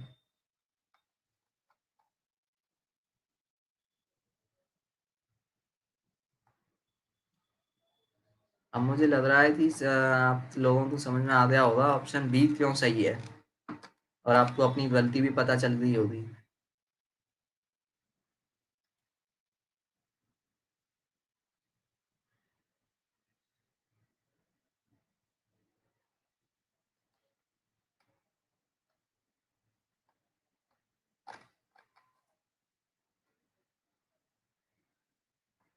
हम्म, तो अब हम अगले क्वेश्चन पे बढ़ सकते हैं। अब जो क्वेश्चन आए उनको आप अच्छे से सॉल्व करें, टाइम लें लेकिन आंसर सही दें, कैलकुलेशन मिस्टेक नहीं होनी चाहिए। कोई चीज़ समझ में नहीं आ रही है तो उसे पूछें, लेकिन कैलकुलेशन मिस्टेक ना करें। तो इसमें अगर हम देखते हैं जो क्वेश्चन है अगला, ये भी ऐसा ही है, कॉम्बिनेशन वाला ही है, सेम क्वेश्चन, जंक्शन टेम्परेचर ही निकालना है।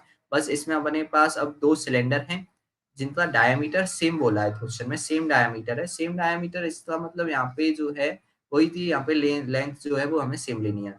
मतलब वन ऑफ, अब इसमें एक आयरन का है एक सिल्वर का है, और थर्मल कंडक्टिविटी के लिए यहाँ पे रिलेशन बोला है। एक लाइन देती है कि if the thermal conductivity of silver is 11 times that of iron, मतलब कि जो कंडक्टिविटी थर्मल कंडक्टिविटी सिल्वर की है वो 11 टाइम्स है आयरन के लिए। आयरन की थर्मल कंडक्टिविटी से 11 गुना है या 11 टाइम्स है, तो हमें बस वही टेम्परेचर ऑफ इंटरफेस या फिर जो जंक्शन का टेम्परेचर है वो यहाँ पे फाइंड करके देना है। तो वही यहाँ पे सीरीज कॉम्बिनेशन ही है ये। इसमें लेंथ पे कोई बात नहीं बोली है, लेकिन लेंथ के लिए डायमीटर सेम बोला है, मतलब यहाँ इसकी लेंथ भी सेम होगी। ठीक है, area cross sectional area same होगा। थर्मल कंडक्टिविटी के लिए हमें रिलेशन दिया है कि जो सिल्वर की जो थर्मल कंडक्टिविटी है वो 11 टाइम्स है आयरन से, और टेम्परेचर हमें T1 T2 100 और 0 दिया है। जंक्शन टेम्परेचर हमें फाइंड करना है। फाइंड करें अब इसको, आराम से सॉल्व करें और कैलकुलेशन मिस्टेक ना करें बिल्कुल।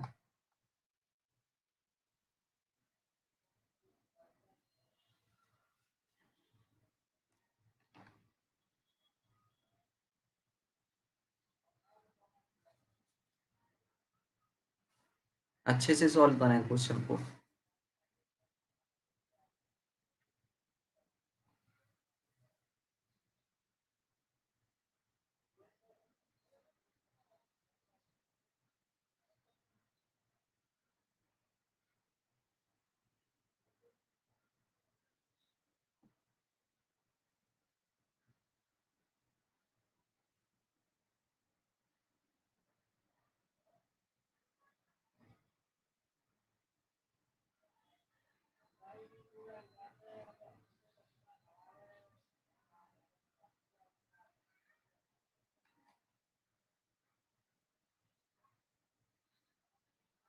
फोर्थ आंसर संजना मिश्रा ने फोर्थ आंसर दिया है।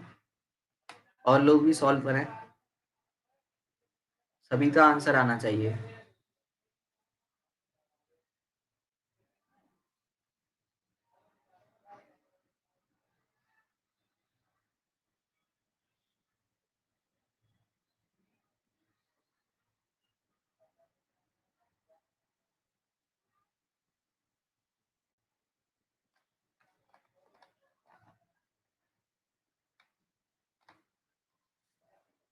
अश्विनी कुमार 3 आंसर।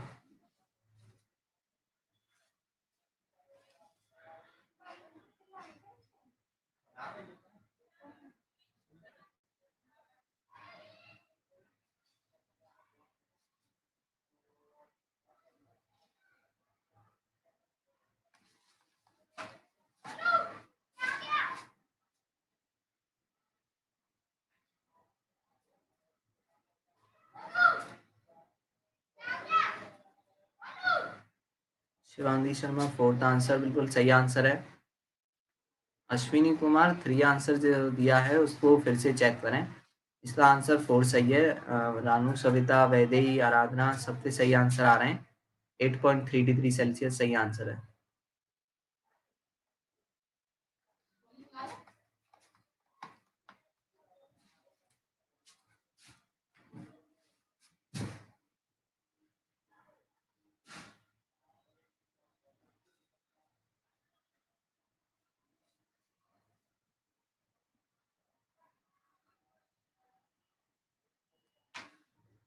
तो अब लगभग सबके सही आंसर आ रहे हैं। अब हम इसको सॉल्व कर सकते हैं। तो जैसा हमने बोला वही हमें इक्वेशन लगानी है। इसमें रेट ऑफ हीट फ्लो को इक्वल करना है आयरन और सिल्वर की रॉड के लिए। तो अब हम इसमें थर्मल कंडक्टिविटी के लिए जो हमें रिलेशन बोला है कि थर्मल कंडक्टिविटी सिल्वर की 11 टाइम्स है आयरन से। तो आयरन के लिए हमने मान ली है 3 थर्मल कंडक्टिविटी, तो सिल्वर सिल्वर के लिए क्या हो जाएगी 11 पे हो जाएगी। और लेंथ और जो क्रॉस सेक्शनल एरिया है वो दोनों का इक्वल ही है। टेम्परेचर डिफरेंस हम निकाल सकते हैं यहाँ पे। अगर हम देखें आयरन की रॉड के लिए तो हो जाएगा 100 - T, और सिल्वर के लिए हो जाएगा T - 0 यानी T। बस हमें फिर वो वैल्यू रखनी है यहाँ पे। ए बाय एल इंटू में 100 - T is equal to silver के लिए 11 थे ए बाय एल इंटू में T - 0। ए बाय एल से कट जाएगा तो 100 - T इज इक्वल टू आ जाएगा 11 इंटू में T, 11T। और इसको जब हम ट्रांसफर करेंगे तो ये हो जाएगा 100 is equal to 12T, T is equal to 100/12 या 50/6, 25/3, 8.3 डिग्री सेल्सियस अपने पास आंसर आ जाएगा। बस ये छोटी सी कैलकुलेशन हमें इसमें करनी है।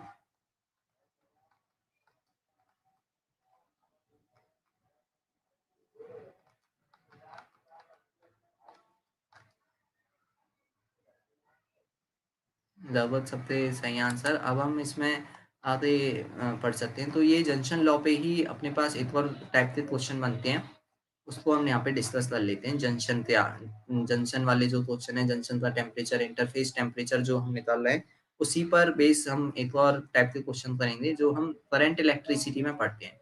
तो हम करंट इलेक्ट्रिसिटी में करंट जंक्शन लॉ पढ़ते हैं। करंट जंक्शन लॉ क्या कहता है कि जो मतलब जो कोई भी जंक्शन जब आता है, जब करंट फ्लो होती है तो उसके बीच में जब भी कोई जंक्शन आता है तो जंक्शन पर जो आने वाली करंट होती है वो इक्वल होती होती है टोटल जाने वाली करंट के। मतलब जंक्शन लॉ ये कहता है कि जितनी करंट आई है उतनी करंट ही उस जंक्शन से बाहर जाएगी। जितनी करंट आई है उतनी ही करंट उस जंक्शन से बाहर जाएगी। ये कौन कहता है, जंक्शन लॉ। तो उसी जंक्शन लॉ को हम यहाँ पे भी हीट ट्रांसफर में भी क्या कर सकते हैं, अप्लाई कर सकते हैं। क्योंकि जो हमारे पास रेट ऑफ हीट फ्लो वो भी क्या है, एक तरह की हीट करंट है। तो इस टाइप के क्वेश्चन में हम अप्लाई करते हैं। जैसे ये है क्वेश्चन है अपने पास जिसमें 3 रॉड हैं और उनको हमने ऐसे ट्रायंगल से फॉर्म में हमने अरेंज किया है कि 90 ये अपने पास रॉड है, रॉड 1, रॉड 2, रॉड 3। और तीनों रॉड आइडेंटिकल है। आइडेंटिकल का मतलब क्या हो गया यहाँ पे कि इनकी लेंथ, इनका क्रॉस सेक्शनल एरिया और साथ साथ इनकी जो थर्मल कंडक्टिविटी है तीनों ही इक्वल है। आइडेंटिकल का मतलब ये पूरी तरह से आइडेंटिकल है। यहाँ पे इनका क्रॉस सेक्शनल एरिया, इनकी लेंथ, इनकी थर्मल कंडक्टिविटी तीनों सेम है। बस हमें इसमें क्या है, टेम्परेचर डिफरेंस लगाना है। तो यहाँ पे हम देख सकते हैं कि 3 रॉड हैं जिनके 3 एंड हैं टेम्परेचर के। पहली रॉड का एंड है 90 डिग्री सेल्सियस, दूसरा 80 और 70। तो हम देख सकते हैं सबसे ज़्यादा टेम्परेचर 90 है, यानी जो हीट है वो 90 से 80 और 70 वाली रॉड की तरफ फ्लो करेगी। तो इसमें जब हम जंक्शन लॉ लगाएँगे, तो 90 से हीट को हम कहाँ पे फ्लो कराएँगे, 80 और 70 की तरफ। तो अपकमिंग जो हीट करंट है वो कौन-सी हो जाएगी? ये 90 डिग्री सेल्सियस वाली रॉड थी, और जाने वाली जो जाएगी वो हो जाएगी 80 वाली और 70 वाली। तो हमें बस इनको अब इक्वल करना है, हीट को, और हम आंसर फाइंड कर सकते हैं। अगर आप कर सकते हैं तो इसे बताएँ, नहीं तो फिर मैं अ, बताता हूँ इसका आंसर।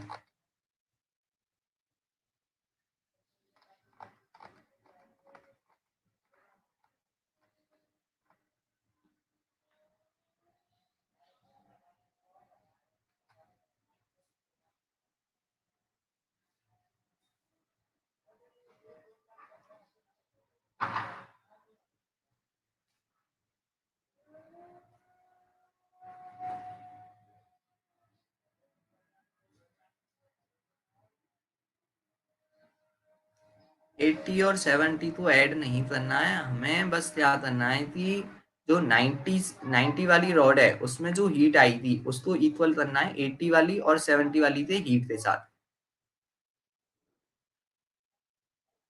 मतलब टी माइनस 80 टी माइनस 70 जब लिखेंगे तब उनको ऐड करेंगे। ऑप्शन सेकंड आ रहा है सबका, पर और सॉल्व करें।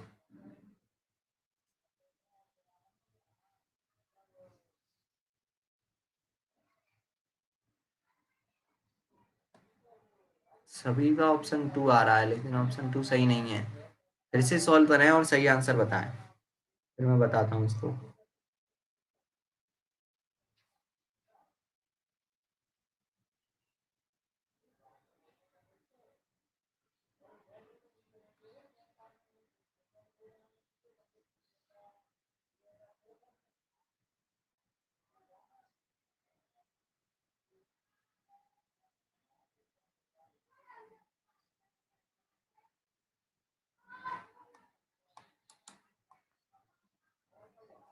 कोई भी सही आंसर नहीं आया है अभी तक। आराधना त्रिपाठी ने ऑप्शन वन दिया है, जो सही आंसर है। 80 और 85 आ रहा दोनों रोड्स का। 80 और 85, एक ही आंसर आएगा, दो नहीं आएंगे। दोनों रोड्स के लिए जो टेम्परेचर जो होगा जंक्शन का वो इक्वल ही होगा तीनों के लिए। 80 सही आंसर है, 85 वैल्यू नहीं आएगी।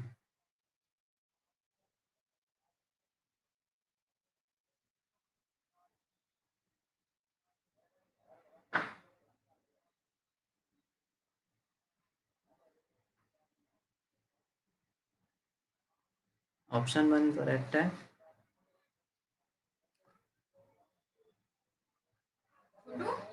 तीन और थी, दो वैल्यू कैसे आ सकती हैं इसमें? दो वैल्यू थी तो कोई इक्वेशन ही नहीं बनेगी। हैं? 7:30।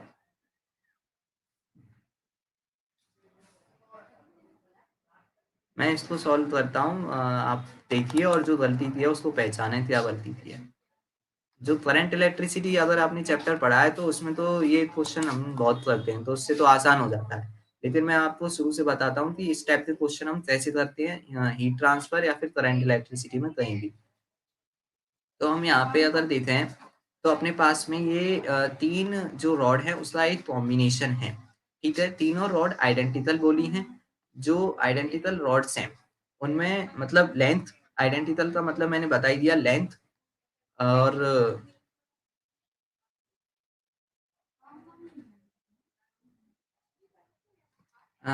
तीनों रॉड आइडेंटिकल हैं, दोनों तीनों की लेंथ, क्रॉस सेक्शनल एरिया और जो थर्मल कंडक्टिविटी है वो तीनों के लिए क्या है, इक्वल। तो इसमें हम देख सकते हैं, अब हम कैसे करेंगे, तो मैंने जैसे बोला कि जब भी जंक्शन वाले क्वेश्चन आते हैं तो उसमें जितनी हीट या जितनी करंट आती है उसको हम इक्वल करते हैं जाने वाली हीट या करंट से। तो यहाँ पे जो करंट आएगी वो जंक्शन की तरफ कहाँ से आएगी, 90 वाली की तरफ से, क्योंकि 90 मैक्सिमम टेम्परेचर है। और फिर आगे कहाँ पे जाएगी, 80 की तरफ और 70 की तरफ सेपरेट हीट जाएगी। तो अब हमें इक्वल किसको करना होगा, 90 से जो हीट आ रही है उसको इक्वल करना है किससे, 80 वाली हीट और 70 वाली हीट से इक्वल करना है। 90 वाली हीट को इक्वल करना है 80 वाली हीट से प्लस 70 वाली हीट से। तो यहाँ पे जो 90 से हीट आ रही है उसको हमने नाम दिया I1 या In, और जो जाने वाली हीट है उसको नाम दिया 80 I2 और I3।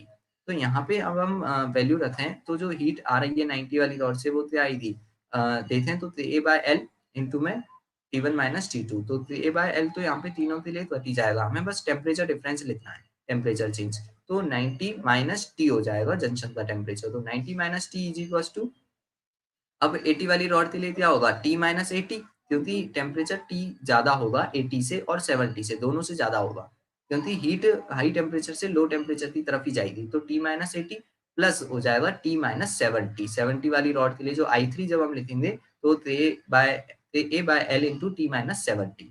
तो यहाँ पे हम देख सकते हैं A/L से ये कट जाएगा और इक्वेशन बनती है 90 minus T is equal to T minus 80 plus T minus 70।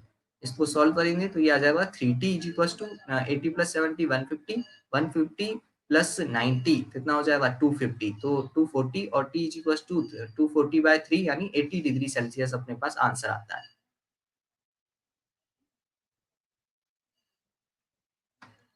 तो ये तो जो है कॉम्बिन जो जंक्शन वाले क्वेश्चन होते हैं उसमें हमें क्या करना है, जितनी जो करंट या जो हीट आ रही है उसको इक्वल करना है जो जा रही है उससे, उस हीट से बराबर करना है। हमेशा हाई टेम्परेचर, जो सबसे ज्यादा हाई टेम्परेचर वाली रॉड होगी उसी से हीट को फ्लो कराना है, और लो टेम्परेचर वाली की तरफ हमें भेज देना है और उनसे इक्वल करना है बस फिर।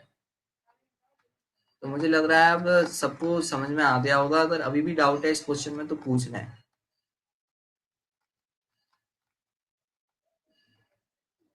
संजना मिश्रा, क्वेश्चन समझ में आ गया हो तो यस लिखते हैं आप।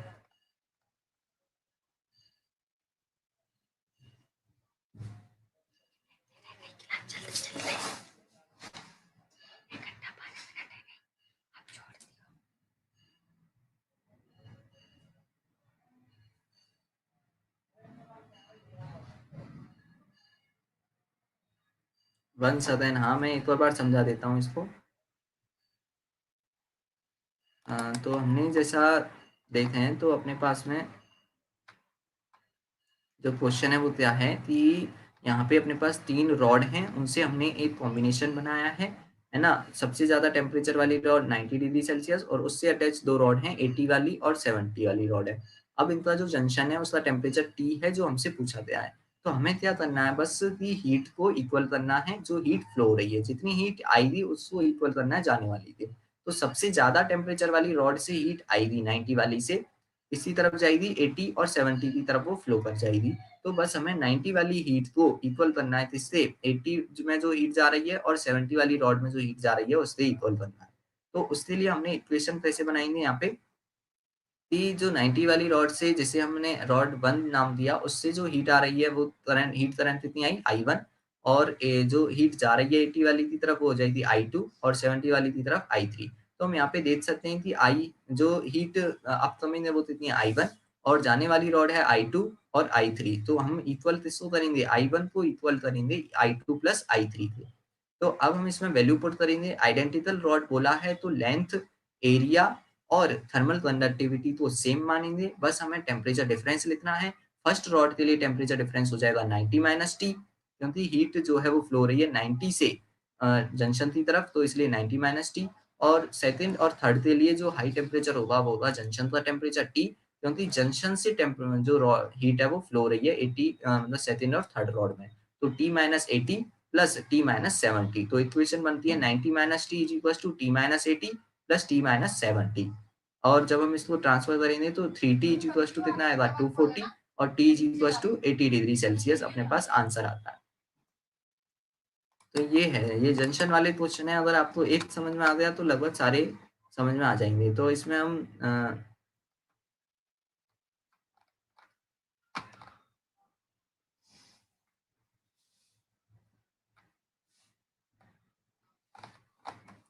तो ये अपने पास में क्वेश्चन हो जाता है।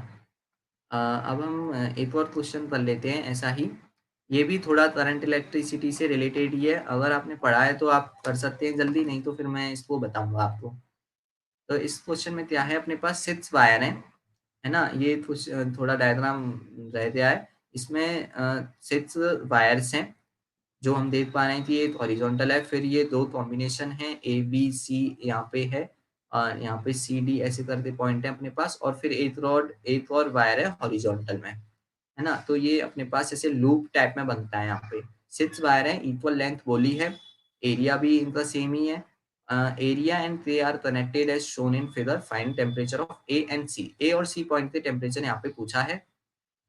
6 वायर इक्वल लेंथ पे हैं, वही चीज़ है यहाँ पे कि लेंथ इक्वल होगी, क्रॉस सेक्शनल एरिया भी यहाँ पे सेम ही है और थर्मल कंडक्टिविटी भी इनकी सेम है। तो अब हम इसको कैसे सॉल्व करेंगे, वो चीज़ जो डायग्राम है मैं इसको यहाँ पे दिखा देता हूँ आपको। ये अपने पास में डायग्राम है ना? 6 वायर हम देख पा रहे हैं यहाँ पे एक लूप बनना है 4 वायर्स का, उससे कनेक्टेड ये 2 वायर हैं। यहाँ पे हम करंट की डायरेक्शन भी देख सकते हैं। सबसे जो फर्स्ट एंड है उसका टेम्परेचर कितना है 100 और जो दूसरा एंड है उसका टेम्परेचर है 0 डिग्री सेल्सियस। तो 100 माइनस, अब हम इसमें देख सकते हैं कि 100 से 0 की तरफ जो है हीट का फ्लो होगा। तो 100 से यहाँ पे हम देख सकते हैं कि हीट का फ्लो इस लूप में जाएगी पहले हीट और फिर यहाँ पे ये लास्ट वाले वायर में से बाहर आएगी। तो यहाँ पे भी हमें वही लगाना है, जंक्शन लॉ जितनी आई है उसको इक्वल कर देना है। तो सबसे पहले इस लूप को हम सॉल्व करेंगे, इसको शॉर्ट करना पड़ेगा, हमें शॉर्टनिंग ऑफ लूप करनी पड़ेगी। जो हम इसको रेजिस्टेंस से सॉल्व करेंगे, तो जैसे हम करंट इलेक्ट्रिसिटी में पढ़ते हैं कि 2 रेजिस्टेंस सीरीज में हैं, तो उनको आर आर क्या कर देते हैं 2R, है ना? और 2R यहाँ पे हो जाएगा। अब जब 2R पैरेलल में होंगे तो उनको क्या कर देंगे, R कर देंगे डिवाइड बाय 2। वो हम डायरेक्ट कर देते हैं, जो क्वेश्चन प्रैक्टिस से हमें स्पीड बन जाती है उस चीज़ में काफ़ी। तो उसको मैं अगर हम शुरू से देखें तो सबसे पहले हम रेजिस्टेंस, थर्मल रेजिस्टेंस देखेंगे। तो थर्मल रेजिस्टेंस का फॉर्मूला हमें पता है L/A होता है। अब हमने बोला आइडेंटिकल वायर है तो लेंथ, एरिया और थर्मल कंडक्टिविटी तीनों क्या है सेम। तो इन तीनों इन 6 वायर्स का जो थर्मल रेजिस्टेंस है वो सेम हो जाएगा, जिसको हमने R मान लिया है, ठीक है? तो जब हम इसको अब देखेंगे तो ऊपर वाले जो मतलब ये वायर हैं ए, बी, सी, ये किसमें है सीरीज कॉम्बिनेशन में। दो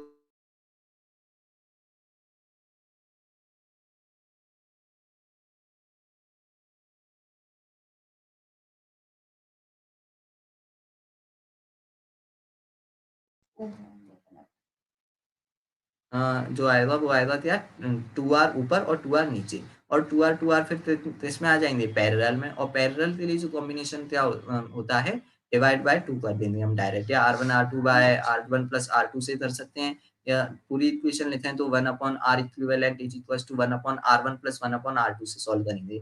तो ये लूप को सॉल्व करेंगे तो अपने पास में जो वायर बनता है फाइनल वो बनता है R रेजिस्टेंस का।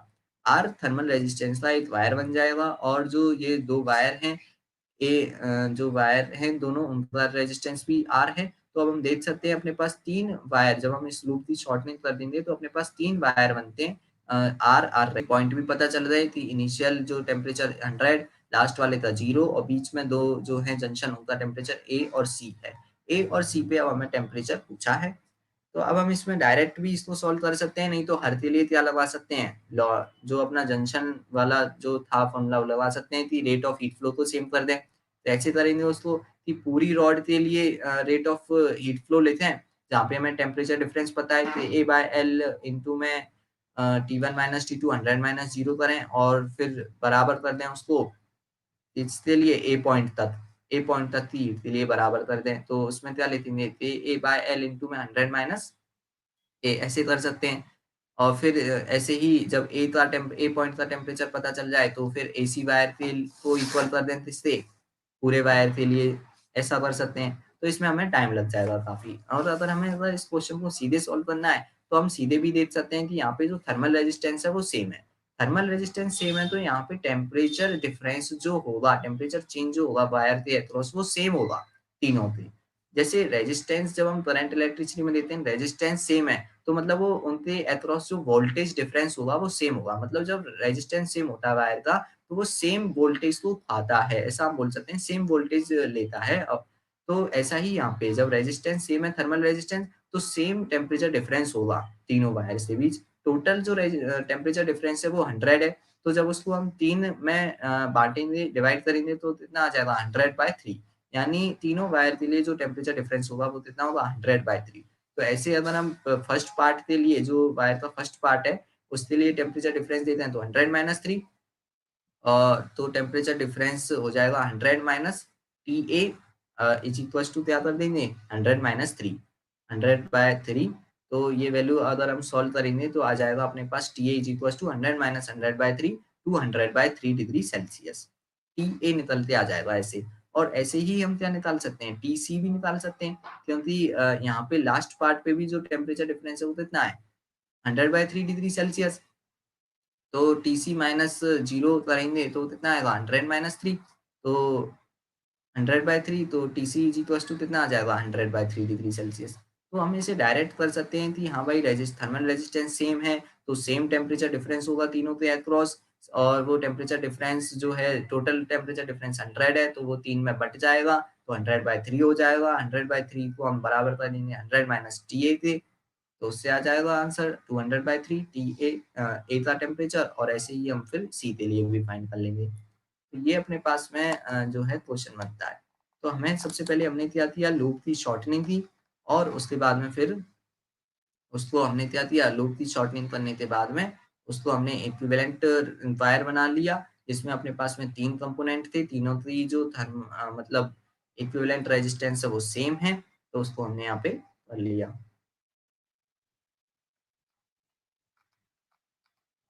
समझ में आ गया हो तो बता दें और अगर कोई भी डाउट है तो पूछ लें इस क्वेश्चन में। ये थोड़े करंट इलेक्ट्रिसिटी पे बेसिस क्वेश्चन है जो यहाँ पे पूछ लिए जाते हैं टफ करने के लिए लेकिन जब हम करंट इलेक्ट्रिसिटी पढ़ते हैं तो हमें सारे ये क्वेश्चन आसान लगते हैं फिर बहुत।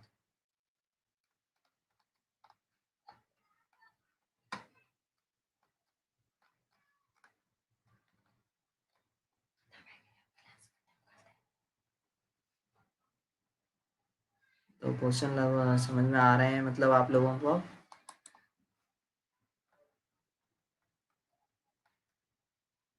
तो अपने पास एक और क्वेश्चन है ये फाइनल इसको भी हम सॉल्व कर लेते हैं आज की क्लास का ये फाइनल क्वेश्चन होगा। इस क्वेश्चन को अगर हम देखें तो इसमें क्या है अपने पास ये दो रॉड हैं है ना और ये पैरेलल कॉम्बिनेशन में जॉइंट है पैरेलल कॉम्बिनेशन बनाया है दोनों के लिए हमें थर्मल कंडक्टिविटी T1 और T2 की वैल्यू दी है लेंथ यहाँ पे गिवन है जो सेम है 2 मीटर और क्रॉस सेक्शनल एरिया सेम है 2 मीटर स्क्वायर दोनों के लिए। यहाँ पे हमें टेम्परेचर डिफरेंस भी दिया है दोनों का दोनों पॉइंट जो एंड है उनका 100 और 0। तो अब इसमें पूछा क्या है कि एक तो इक्विवेलेंट थर्मल कंडक्टिविटी पूछा है और एक नेट हीट करंट पूछा है।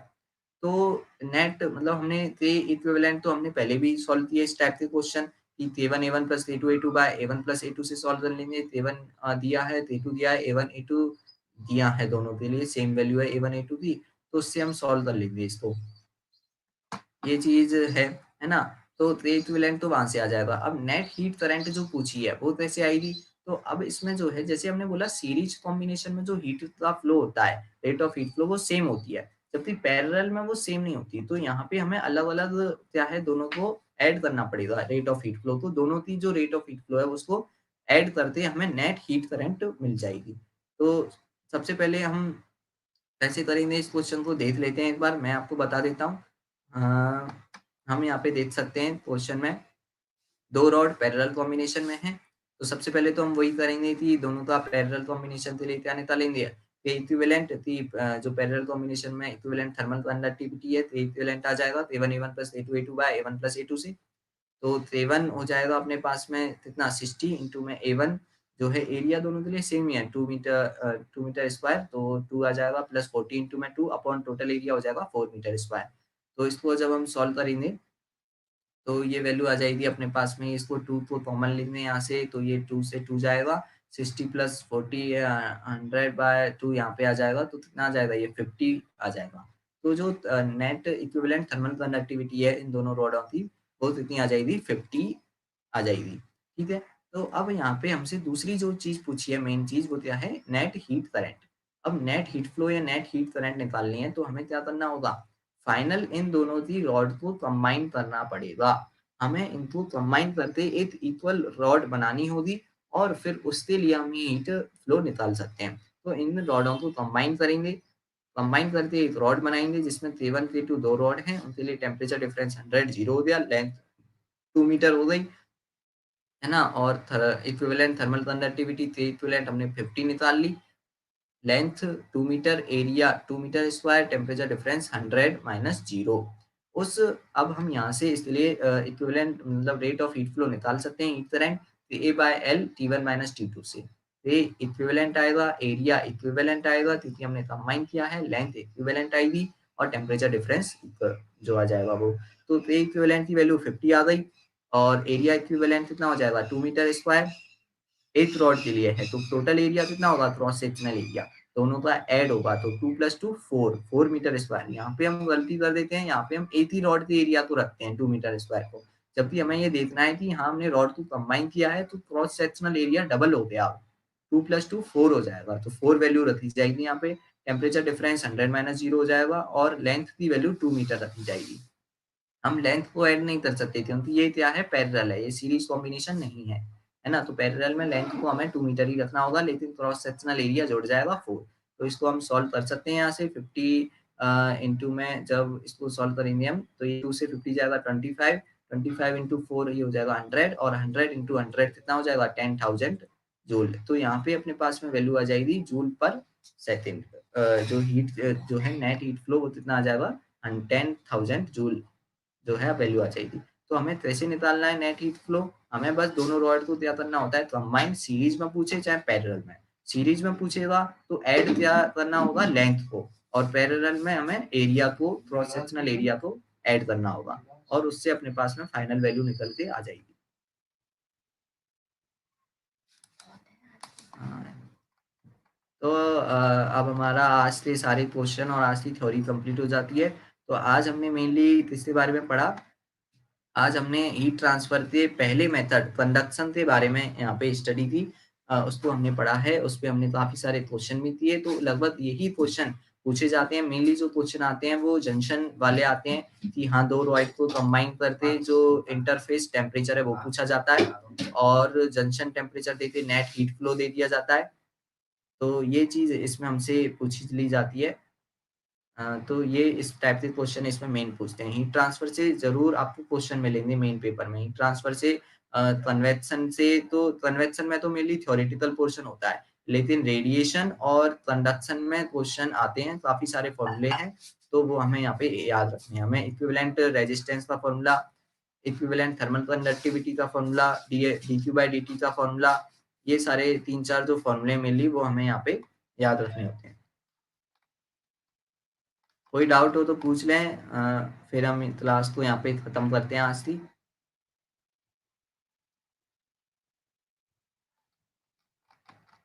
तो हम क्लास को खत्म कर सकते हैं लगभग। कल हम और तो इसके बारे में अगले जो मेथड है मेनली उस पे डिस्कशन करेंगे, हीट ट्रांसफर और उसके बारे में, रेडिएशन के बारे में। थर्मल फिजिक्स के क्वेश्चन लगाते रहे हैं आप, बहुत इंपॉर्टेंट चैप्टर है ये, नीट में बहुत वेटेज रखता है, तो इससे क्वेश्चन लगाना आपको बहुत ही मस्ट है मतलब, और सिंपल चैप्टर है सबसे बड़ी बात।